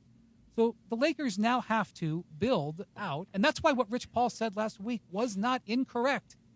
If you looked at the Lakers and you brought in a consultant, they would say, boy, it would be really good if you could get a basket defender like they had in Dallas. And so when he says Jaren Jackson, it's only controversial because it's the agent saying it. It's good, sound analysis of what you would do with Luka. So the Lakers are now, they have the charge of building the team around him to do that, and they have up to $100 million in cap space this summer to do so, which they can start doing. Well, that's the debate that George and I keep having over and over again, and I think what you've said is really interesting because when you say the actions are that Luka has bought in, and that Luka is playing the long game now. Right. And as much as I'm sure he would like to win today, he also knows, again, the actions, that LeBron picked up his option and that the Lakers didn't offer him a longer-term deal. So what Luka knows is that as of the end of this year and going forward, it's my team, meaning they'll build around me and we'll start to pursue a championship. Whereas this year, George uses the phrase gap year, I think Luka's a realist and knows, hey, look, I'm getting an opportunity to play with LeBron James. I'm playing for the Lakers. I'm locked in. I'm long-term. Right. He's short-term. He's 26. Right. So you know what? I'm not consumed with they're ruining a year of my career right now. And Well, this is the debate me and George keep having. Is LeBron a basket defender? No. Is he a perimeter defender? No. That is not the ideal person to have Luka. Now, there is something to be said by having an off guard who can also share the ball. And, because, Kyrie was brilliant.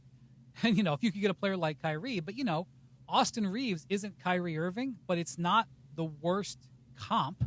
He's a guy who can play with the ball in his hands or play without the ball in his hands, and also, like Kyrie, not a good defender. But Austin, you can kind of see a vision and where you could put Luka and Austin. As long as you have basket defense and perimeter defenders, you can see that, which is why Austin Reeves is going to get re-signed. Okay? They did not extend LeBron because they hate him, but just look at the way, the team is built. Okay? It's not built. Look at who the Lakers signed this offseason. They signed DeAndre Ayton. What is he? I know he's not going to the Hall of Fame. He's a basket defender. He's not a great basket defender, but he's a basket defender. What is Marcus Smart? He's a perimeter defender. He is no longer a great perimeter defender, but they did. So they know what the order is. They know what the charge is. They're not dumb. Look at their actions. They need to upgrade those positions if they're going to get serious about it. And they probably need the $50 million that LeBron is making to do that. So that's one of the they did not extend him because they hate him. They didn't extend him because they know that they've moved on, that they have to move on as an organization. Look at their actions. Actions will tell you what's going on. That's what's going on. Brian, let's go quickly around the league a little bit. I think the trade deadline approaching, it's going to be fascinating to see how teams maneuver here. Let's start with OKC. Granted, they're the best team. However, we have seen them be a little mortal here more recently. Do they need to make a move? They clearly have the assets to do that. What do you see just kind of OKC and their thinking potentially as the trade deadline looms? Well, they are so deep, and they have to pay all their guys. And so I think using assets on guys that take up potential money from guys who they're not going to be able to pay. I just don't think it's in the cards. They are very banged up. They play in Milwaukee tonight, and they're going to be missing, I think, 3 starters tonight. So they are definitely limping through. But I don't think they're a team that is going to be active. Okay, San Antonio. So they lost last night to Houston, and Victor was 0 of 7 on threes. And they asked Kevin Durant after the game, what'd you do defensively, against Victor? And he goes, well, I'm paraphrasing. I don't have the exact quote. But he said, he's amazing when he's on the inside, but when he wants to take jump shots, he's not quite as good at that yet. And we put a hand up in front of his face, you have a shot. And what's happening with Victor is, and I don't know enough about whether it's since he hurt his knee, because he's had 2 leg injuries, George. He had a calf injury, and then he had a knee injury. Over the last couple of weeks, he has started flinging up 3-pointers again, which is what he did last year when he was a great player but not an MVP candidate. At the beginning of this season, he came in and said, I'm not messing around with threes. I mean, he takes some, but he's like, he played inside out instead of outside in. And over the last few weeks, he has started playing outside in again. And the other thing that you'll notice is that his block shots have plummeted. This is a guy who, I think he still might lead the league, but before his leg injuries, he was averaging 4 a game, and now he's averaging like 1.5. So I'm not sure where Victor is 100% health-wise, guys. And so the Spurs are fascinating because they obviously have a huge runway. They have a lot of assets. I think they're gonna have to be careful in what they use their assets on, because in the current day and age, you can't overpay a player high salary. It's very crushing. But they're sitting there at like the number 2-ish seed in the West, but I don't think they're playing their best basketball right now. So keep an eye on Victor's health. I don't think they're going to be active at the deadline, but the next time a star becomes available, they will be a team that I think people will look at. I just don't think they're going to be super active at the deadline. By the way, George, as Windy is saying that, I want to tell you something. What do you think I'm doing right now? As Windy is talking about the lack of block shots and the lack of 3-pointers, too many threes. You're going on Prize Picks. I am immediately going on to Prize Picks so that I can play Wemby for less on block shots. And you said more, that he's throwing up a lot more. Well, and they're not being successful, so maybe he will. Right. Durant basically said last night, the guy takes jumpers, and you're given the it's a win. Yeah. I'm playing Wemby. Yeah, it's a win for the defense if he takes a jumper. I will say, Cappy, just so you know, like the game before, so he went 0 of 7 on threes last night. Mm-hmm. The game before, he went 7 of 12 on threes. And what Durant said is they look good when they go in. But basically what Durant was saying was when he shoots threes, maybe he'll beat you, and maybe he won't. When he goes inside, you can't stop him. So you just have him shoot threes. So I would just say that. Okay, I'm going to keep that in mind, but I'm definitely going for less on block shots. You'll probably have 9 blocks. Real quick, you mentioned. I know, right? It would just be my luck, exactly. Yes. You mentioned Houston. What about them at the deadline? What do we know about Fred VanVleet, potentially? I mean, so Fred has come out and said that he is going to try to come back from the ACL. He had ACL surgery in September. I mean, I have never torn my ACL, thank goodness. I'm not an athlete, as everybody can tell. I can't relate to that. However, I have watched many, many players come back from ACL injuries, and that is a timeline that is not typical. So I don't think that the Rockets can bank on that. If it does happen, that's great. The Rockets have really struggled offensively over the last 6 or 7 weeks. Their offense has plummeted. They believe, I think, that they have an offense that can be successful without trading for a veteran point guard. Not everybody agrees with that, George. They did for a long time have a very good offense this year. They think that what they have can work. So we'll see. I also think, Fred VanVleet is their franchise point guard, and so you don't want to trade for a new franchise point guard when you got a guy that you're paying to do that job coming back.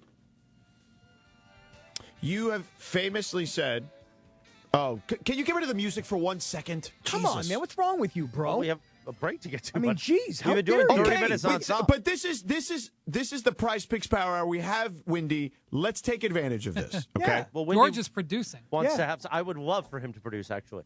But so go ahead. Okay. Step aside for a second, please. Oh, wow. Now, you once famously said, what's going on in Utah, right? It's become a famous meme. My question to you is, who is the person we should keep an eye on, or the team we should be keeping an eye on in the East or the West about what's going on in said place? Milwaukee. Because I know what Doc has said on the record. I know what Giannis has said on the record. I'm just telling you that other teams in the league, I think other teams in the league are not convinced that Giannis is not going to be traded. That doesn't mean that he will be traded. I'm just telling you they're not convinced. Now, if you take that out in aggregation, and you can use it against me, but the nuance is that it's not like there's 11 other guys to trade for, and that's the key. But there's a number of teams that are like, boy, if A, then B. And Giannis is the big if right now. And you could say to me, if you're a Bucks fan, you could say you are a bad person, you're evil. Doc has said this, Giannis has said this. Why are you evil at ESPN? Why are you doing this? You're just, you're a bad guy. You're a bad person. Right, bad. Go to hell. Mm-hmm. I'm sure they've said that and worse. All I can tell you is that my job every day is to talk to people all throughout the league about what's going on. And I really wish that I didn't have to have these conversations every single minute of the day this time of year, but I do. And I am just telling you that teams are not yet convinced Giannis is not being traded. If you want to get mad at me for that, I can't help it. I am just telling you that teams are not convinced. So if you're asking me the big if in the league, that is the answer that I have to give, because that is what the answer is right now. Does that mean when you say that teams are not convinced that Giannis will not be traded, are you saying that teams are calling to say, hey, can we have a conversation around it? Or are they just of the opinion, maybe he'll get traded? I don't think right now Milwaukee is having discussions, but it's 2 weeks. It's 2 weeks is forever in the NBA. And to be honest with you, I've seen multiple superstar players traded where discussions didn't begin until Monday or Tuesday of trade deadline. So I do not want to anger the Bucks fans. I do not want to anger the Giannis fans. I am just telling you that people in the league are not 100% convinced he's not being traded. That's all I can say, and that is the biggest if in the league. And if that happens, if all of a sudden he comes on the market, however that would happen, there would be a cascading series of effects that would affect many teams. Even if these teams weren't even in necessarily the quote-unquote Giannis bid business, it would affect many different things in the league because that's a seminal thing. Do you believe there could be a team that could pull like a Kawhi Toronto situation in a spot like that with Giannis, that they would say, we'll take a shot on 1 year with him, and if he wants to hit free agency, so be it, but we think we can win a title in one season with him? I think if it was a mid-season thing, George, it would be a harder sell. I think if it was in the off-season, because Kawhi didn't get traded for that much. He got traded for DeMar. I mean, I don't want to insult DeMar DeRozan, but he got traded for DeMar DeRozan, Jakob Poeltl, and a first-round pick, which ended up being like the 27th, 28th pick. If you look at what Stars got traded for, the reason that he was traded for that is that they knew it was a strong indication he was only going to stay for a year. So you were paying a rental price. Rental, you pay less. Right. The Bucks, I think, would be very unlikely to sell for a rental price, especially in the middle of a season. So I think that's unlikely. I think it would have to involve only if it got to the offseason, maybe that would be on the table. And even then, I think the Bucks would want to do right by what Giannis wanted. I don't think it's quite the same. But if you're asking me if a team could do a 1 year deal, yeah. When I say a 1 year deal, trade for him thinking it would just be a year, it would just depend on what the price is. The longer you think you may have the star player, the more money, the more value you're going to pay. Right. Okay. Now you can play the music, Chris. Oh, okay. I didn't know if we were still doing compelling content there. If you wanted to keep going. We are doing compelling content. Because if Giannis were to become available as a rental like Kawhi, I think that would be, again, if we're going down that road. I don't think that happens in February. I don't think you have obviously you do see rentals. That would, but I don't think that happens. And by the way, I believe Giannis's extension, and you may know this better than me, can't even be offered till October because he's waited so long. Is that true? Yes, that's complex. So if you were trading for Giannis, and some guys you can trade for them and they can extend literally in the same moment. And you do, like this is what happened last year with Jimmy Butler. Jimmy Butler went to Golden State and agreed to a $111 million extension the same day. They didn't start talking after the trade. They knew before the trade, right? So it was they knew what they were paying was going to include getting Jimmy, who was unfortunately injured. Yeah. Well, that's unfortunate. Yep. But Giannis cannot extend in July. You'd have to have an agreement on that, which, could happen. But, one of the things that's a challenge for Milwaukee is that Giannis is an extension zone, and the extension can't be completed until October.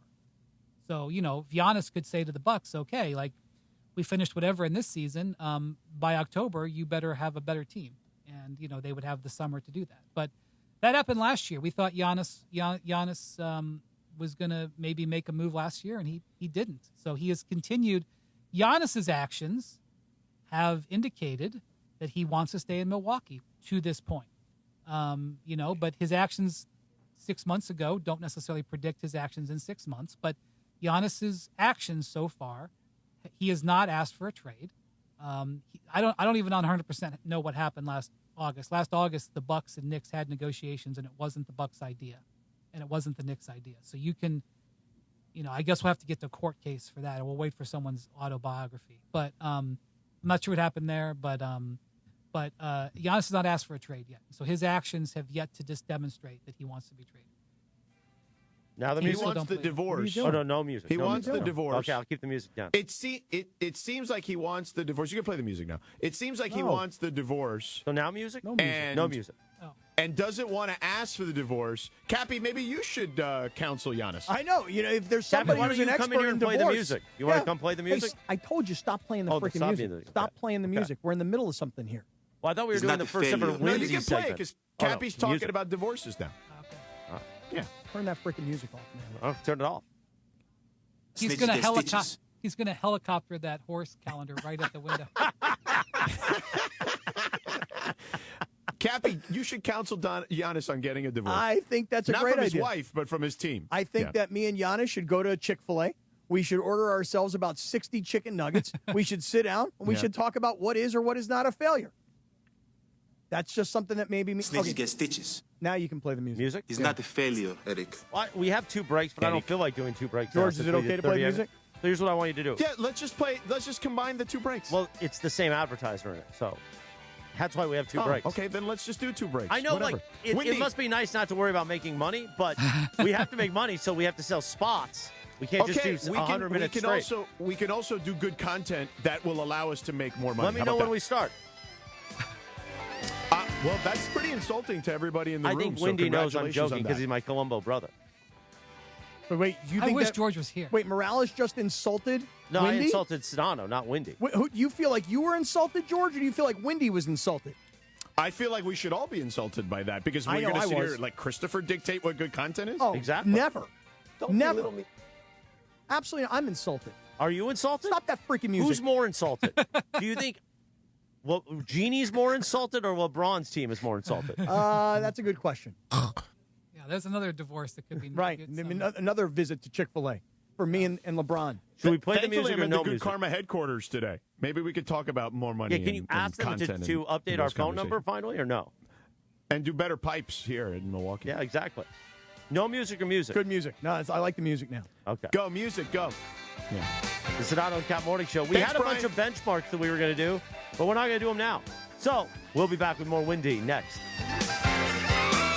We've all said it for years. The Monday after Super Sunday should be a holiday. And this year, Yamava Resort and Casino is making it happen. The road to Lombardi runs through Yamava, and this Sunday, January 25th, is your way in. Join Cappy, Morales, Bergman, and me, producer Lindsay, at the 909 Sports Bar to watch the AFC and NFC Championship games with us. Everyone who shows up is entered to win a VIP Super Sunday experience, a free room, incidentals, plus our Super Sunday watch party and the Monday after, live from Yamava. Be there January 25th at Yamava Resort and Casino to watch and win. You in?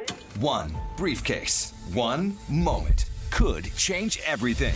Yamava Resort and Casino at San Manuel is giving you a chance to own your destiny in 2026. Play throughout the month of January, and on January 28th, one Club Serrano member will win the case, and with it, a finale spot in any 2026 promotion, plus $400,000. Which destiny will you choose? It's all happening at Yamava Resort and Casino, celebrating its 40th anniversary. You in?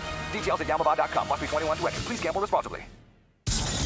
Your Lakers, your season, your home. Tomorrow night in Inglewood, it's two teams, one city, no love lost. Lakers and Clippers come face to face once again. The battle for Los Angeles is on.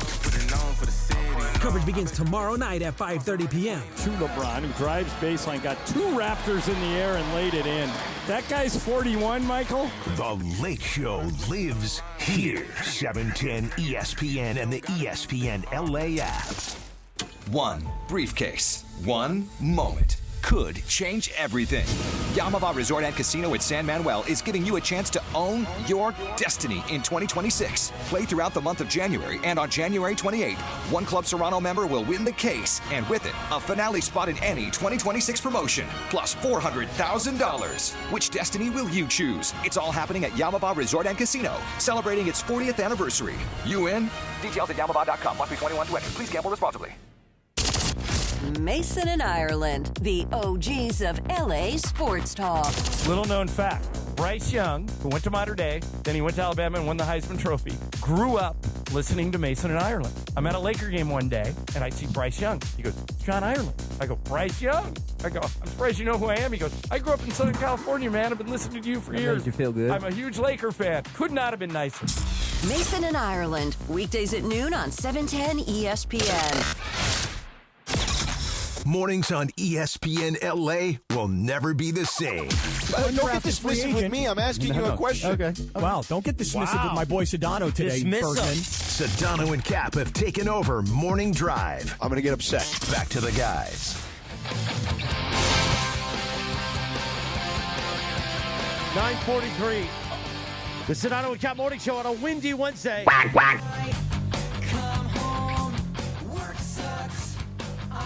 On this day in 2000, the number one alternative hit, Blink 182. All the small things. Cappy sang this when the Padres beat the Dodgers. Yeah, in the rain. I was standing there in Petco Park in the front row. And what was I think I was wearing a T-shirt that said, "Hey King." That was like my message to you guys. There I was, front row. Padres beat the Dodgers. And Dodger fans will tell Padre fans, enjoy it, because it'll probably never happen again. So, even if the Padres lose, you're still in San Diego. It's a great lifestyle. It is a great place to live. It is just not a great place to be a sports fan. True. I visited San Diego for the first time in like 3 or 4 years this last fall, and I declared I need to spend more time in San Diego. Today is also National Squirrel Appreciation Day. Is that right? My house in Anaheim, squirrels everywhere. Really? They're everywhere. Oh, but do you appreciate them? Yeah. I do, because here's the thing. When I look outside, like the front balcony, they're having so much fun. And then in the backyard, they're just frolicking, having so much fun. It's amazing. Right. Appreciate those little things. Squirrel story. Kent State University, where I went for school, known as the Golden Flashes. Not a great nickname. Mm-hmm. Kent, Ohio, known for having a huge population of black squirrels. While I was there, a vote. Should we change our name to the Black Squirrels from the Golden Flashes? That would have been great. Now, are black squirrels the same as regular squirrels? They just have black fur? They're all black. Oh. But I think so. So there's a difference between the black Obviously, squirrel and the brown squirrel. Because I think of squirrels as being brown. I didn't know there were black squirrels. Me neither. You've never come to Kent. I must go to Kent immediately. Well, but it's still the Golden Flashes. Okay.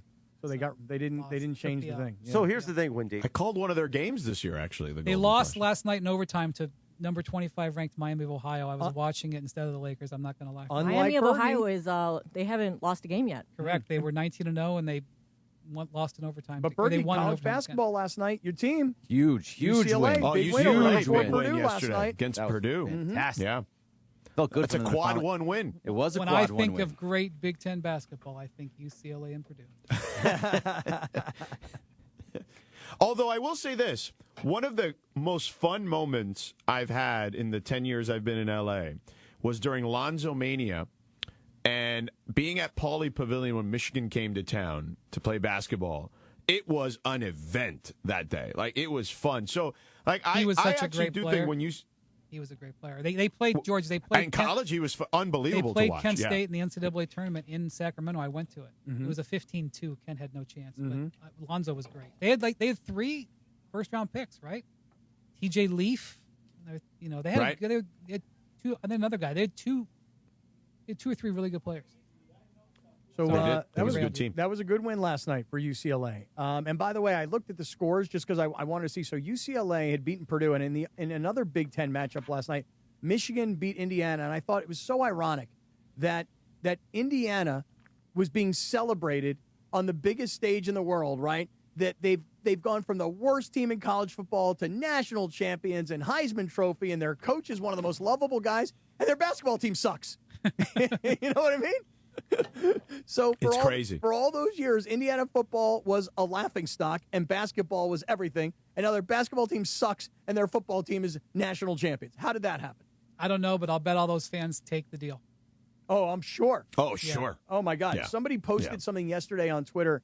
I don't remember who it was, but they were like, oh, I don't remember. Anyway, it was like, this is the first game of the Signetti era at Indiana, and they show a picture of the stadium. And let's say the stadium can hold 50,000 people. There's 12 people in the stadium. Yeah. There's nobody there. So game one of the Signetti era, nobody in Bloomington or nobody in the Indiana Hoosier Nation had any idea what the next 2 years were about to bring. How could anybody have suspected it? Nobody would have suspected it. Yeah. Like here's the thing. Like sometimes you hear people say, "Oh, they're going to put a statue of that guy," and you're like, "Come on!" And especially like the Lakers standard for a statue, Like if they announced today they're going to put a Kirk Signetti statue outside that stadium, Mark Cuban would pay for it. Would anybody say no? Right, no. Nobody would say no. Right. Cuban pays for it. Like they don't have do they have a Bobby Knight statue? I do not know that. He's holding a chair. He's holding a chair in the statue. It is time for the Morning Wood, which is brought to you by Hernandez Wholesale Flooring. If you're in the market for new flooring, shop at Hernandez Wholesale Flooring, where every day is a deal, no gimmicks. Call 866-62-4 or go to HernandezWholesaleFlooring.net. No sale beats wholesale. Also, we'd like to thank Call Jacob, the law offices of Jacob Emrani, 800-345-6789, the official personal injury attorney of the Sedano and Kap Morning Show. Now, Sedano, we talked yesterday about doing the Wednesday segment at 9:30, and we had a wacky game, which Brian Windhorst wants to be part of, but frankly, I don't think we have time. Let's do it. Oh, we could do a quick one. Okay, go ahead. I got a quick, wacky Wednesday game of who can do it. We got 12 minutes here. Who can do it? We got like 4 more benchmarks we got to do, but okay. All right, well, I'm going to run in there, and you guys are all going to pick a card. Just pick a card off the top. I just shuffle the deck, and you got to do what's on the card. Hang tight. Okay, we have to do what's on the card. Yeah, and by the way, I got nowhere to be. I can keep going for I don't want to keep going past 10 minutes. a.m. today. What's the temperature there, George? Why, what's wrong? I've got it's 22, but it was like 12 when I got here yesterday. I understand one person wants to work longer today. I actually, for once, don't want to. Okay. I've got to go do my other 4 jobs. Okay. I'm going to pick a card here. Who can do it is the name of the game. I am going deep into the middle of the. No. I want to go deep. Just pick a card. Okay. Well, listen. I'm an expert at all these. When do games. I get to do the Columbo podcast with Wendy? Let's do it. You guys should do that. Let's clear my schedule. You tell me when. How about at 10 o'clock this morning? There would be 14 listeners, but God, we would have a good time. You guys would have a lot of listeners. I think we'd have a lot of listeners. So I'm not good with accents, number one. And number two, I don't know what it says a California accent. Is that like the Valley, or is that like Surfer Dude? Like what is? Well, let's see. Either one. It's like Probably the Valley, could be either. right? Valley or either. Surfer Dude. They both work. Explain Darwin's. Could be either. Explain Darwin's theory of evolution in your best California accent. Oy vey. The first part of it is the evolution part. This could get who knows clipped what that off, is? and this could be a cancel culture situation. Hey, do it in the UCLA accent. Hey, what's up, Paul? And are you familiar with Darwin's theory of evolution? You're familiar with this, Yes. so you feel like you can explain it. You just don't know the right voice to explain it in. Yes. Okay. I think I'd the like to do safest it route, in Brian- Kirk Signetti. I'd like to. Do it in Pittsburgh accent. Yeah. Oh, We're gonna go downtown. We're going to go downtown, and we're going to be better than all of them, and we're going to beat them all. We're going to go to Washington, and we're going to beat them all. That's my. Do I get? No, it's very good. It's a good dialect. The question is, did that have anything to do with Darwinism? Nothing. No. Zero. That's okay. You improvise. It's all right. Well, Darwin, we're going to be better than Yins. Oh, we're gonna go downtown and be better than Yins, and then we're going to beat you because we're better. Because Darwin's the theory of survival of the fittest. We're the fittest. Very good. Yins aren't. There it is. Yins are at. Wendy, have you ever heard the Here We Go Steelers song? Of course. Oh, okay. Just making sure. My father was from Pittsburgh. Who are you talking about? My father was from, I would say, Turtle Creek. Turtle Creek. but he would say Turtle Creek. Turtle Creek. Yeah. The Indians are going to go down over to Turtle Creek in that. In there. That's In that. right. All right, Cappy, what's your card say? My card says, do a dad dance. The most dad that's easy dance for you. wins. I mean, I don't really have much other than a dad Oh, dance. yeah, that's kind of a... You know, I mean, although, Wendy, you missed 2 of my dances last week. You missed my MC Hammer dance, and you missed my Morris Day and the Nights dance. Morris Day and the Time. Them too. Them Did as you well. have the And the sand in the liver dance. Did you have the MC Hammer parachute band?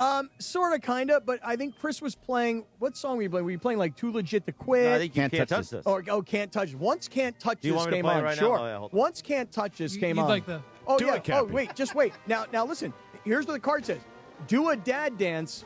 The most dad wins. Now, you just showed us some moves. You are a dad. Yeah. There could be an MC Hammer off right now. Oh, that's not happening. But Watch this. Watch this. Brian already did it. it's not bad. Hey, what was the... Now, see, this is compelling content. This is what we did when I was in Too Legit to Quit, right? Yeah. Too Too Quit. legit. Yeah. Like Too it- legit to quit. Too legit. Too legit to quit. I met MC Hammer at a finals first take show, like in the Bay a few years ago. You know, he's from Oakland. Yeah. And it was the highlight of my day. Oh, dude, don't get me wrong. I met MC Hammer, this is probably 10 years ago. And, like, afterwards, we started texting. We were talking. my God, And I was look like, at you. Wait. And here's me. I'm like best friends with MC Hammer. That's amazing. 30 years too late. I don't care. But Was he I'm still bankrupt best by friends. And he was. Oh, okay. And he talked to So me that's when about he that turned a his lot. life around, right? Yes. Okay, good for him. Yeah. Good for Oh, you. damn. Oh, hold on. This is a great song.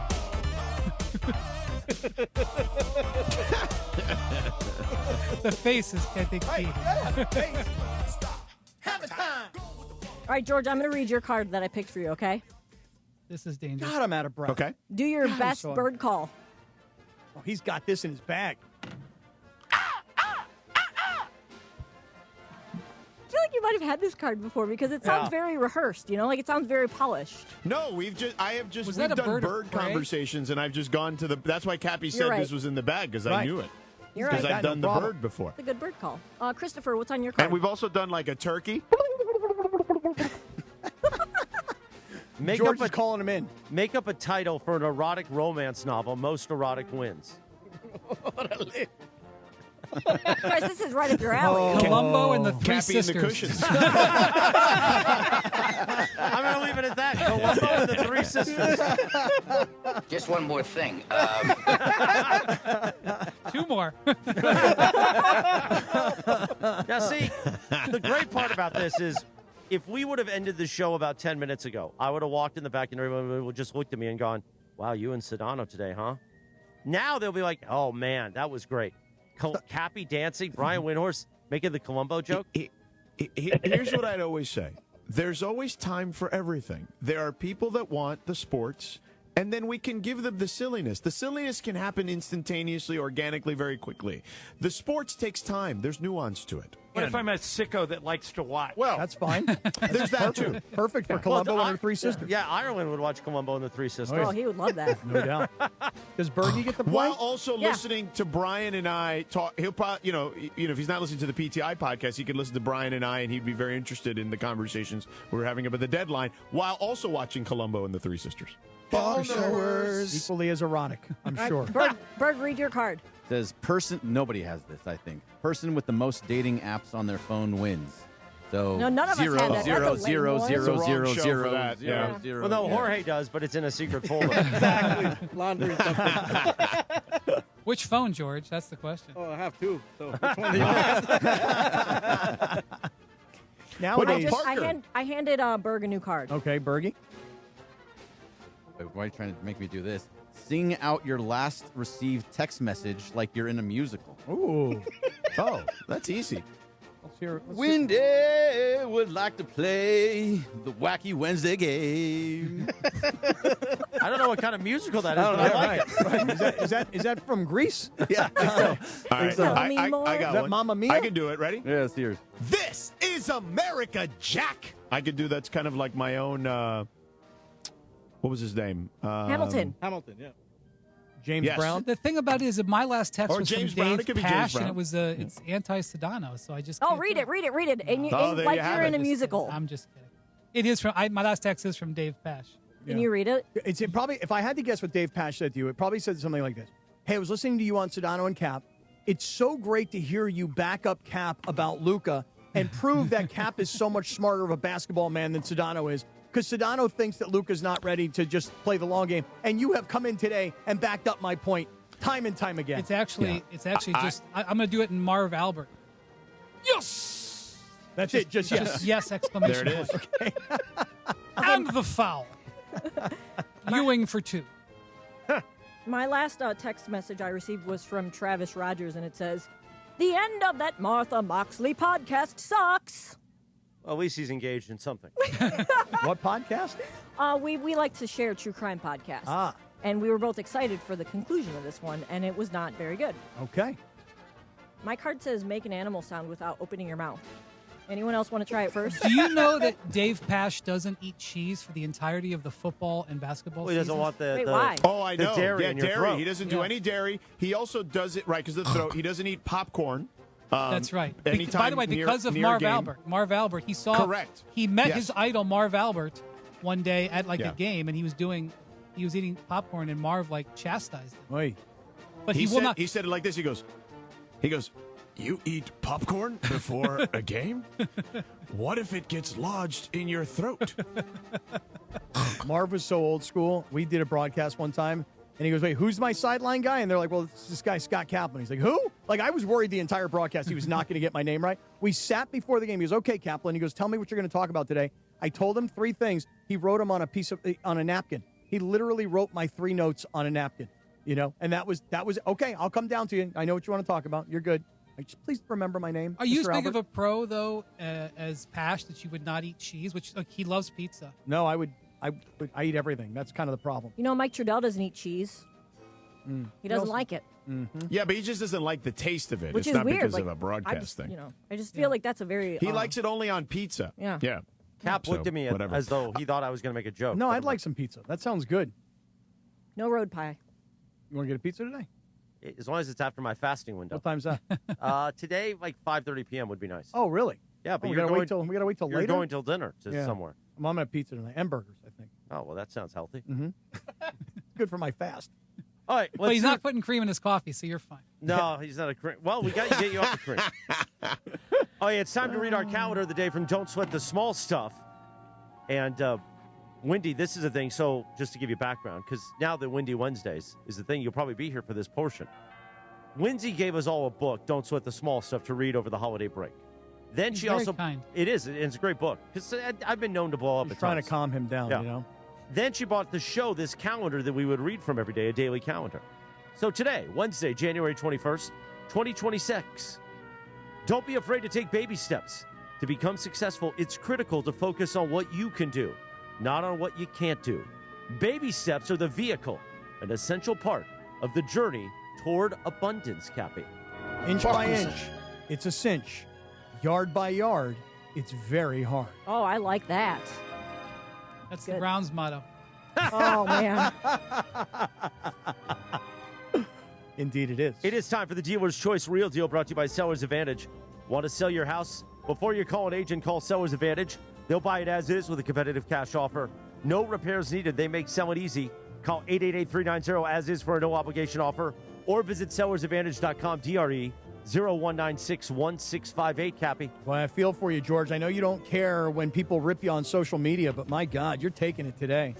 This guy says, listening to Sedano do backflips to defend and prop up LeBron is hilarious and disgusting at the same time. And then he says, Scott Kaplan, how can you sit there with a straight face and listen to this? Of which I replied, I'm just fueling the fire, man. I'm just putting gas on this thing. And then here's this guy. He says, yo, all Sedano ever does is protect LeBron. It's lame. He knows damn well that the feelings that Jeannie Buss has are legit because he can also be a cancer on a team. I don't like when Sedano, with his soft and falls to his knees for Bron. I'm like, I don't even know what you're talking about, pal.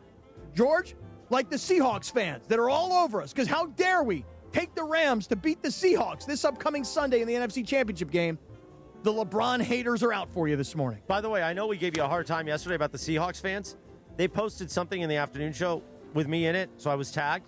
Oh, my God. They're all over us. It's They're incredible. nuts, these people. And you would think that Sam Darnold's been their quarterback for 15 years. It's insanity what's going on These with Seahawks people are fans. nuts. Yeah. I mean, listen, their fan is short for fanatic. It's why I also don't care about social media posts. I got to read these two things before we're done. It's game day for the USC Trojans. USC takes on Northwestern tonight with pregame at 7:30. Tip-off at 8. Hear all the action with Jordan Moore on ESPN LA 7:10 a.m. or in crystal clear digital audio on the all-new ESPN LA app. The home of the USC Trojans. Fight on! And the road to the Lombardi runs through Yamava. This Sunday is your chance to win the ultimate Super Sunday prize. Join Cappy, me, Morales, Bergman, and producer Lindsay Baseball at the 909 Sports Bar for the AFC and NFC Championship games. Everyone who shows up is entered to win a VIP Super Sunday experience and a one-night stay at Yamava. Cappy, this time you and I don't have to sleep in the same room. That's too bad. Be there January 25th, Yamava Resort and Casino to watch and win. Spots are limited. Reserve your seat now at ESPNLA.com. Yamava Resort and Casino, you win. All right, well, it was a fun and festive show. You Thank said you. you had a million other things to do. It's 10:02. I'm late for the countdown call. I'm in trouble. See, Wendy? See what happens? Look what we did to See Wendy. what happens? Look what we did The to Sedano Wendy. Kap Morning Show. A great windy Wednesday. He'll be back next Wednesday. Tomorrow will be the Thursday edition, a Thirsty Thursday. And we'll talk to you at 7 a.m. I'm going to go do those million things. Have a great day, everybody. Rich is the number to dial. Let's go to Jared in Rochester.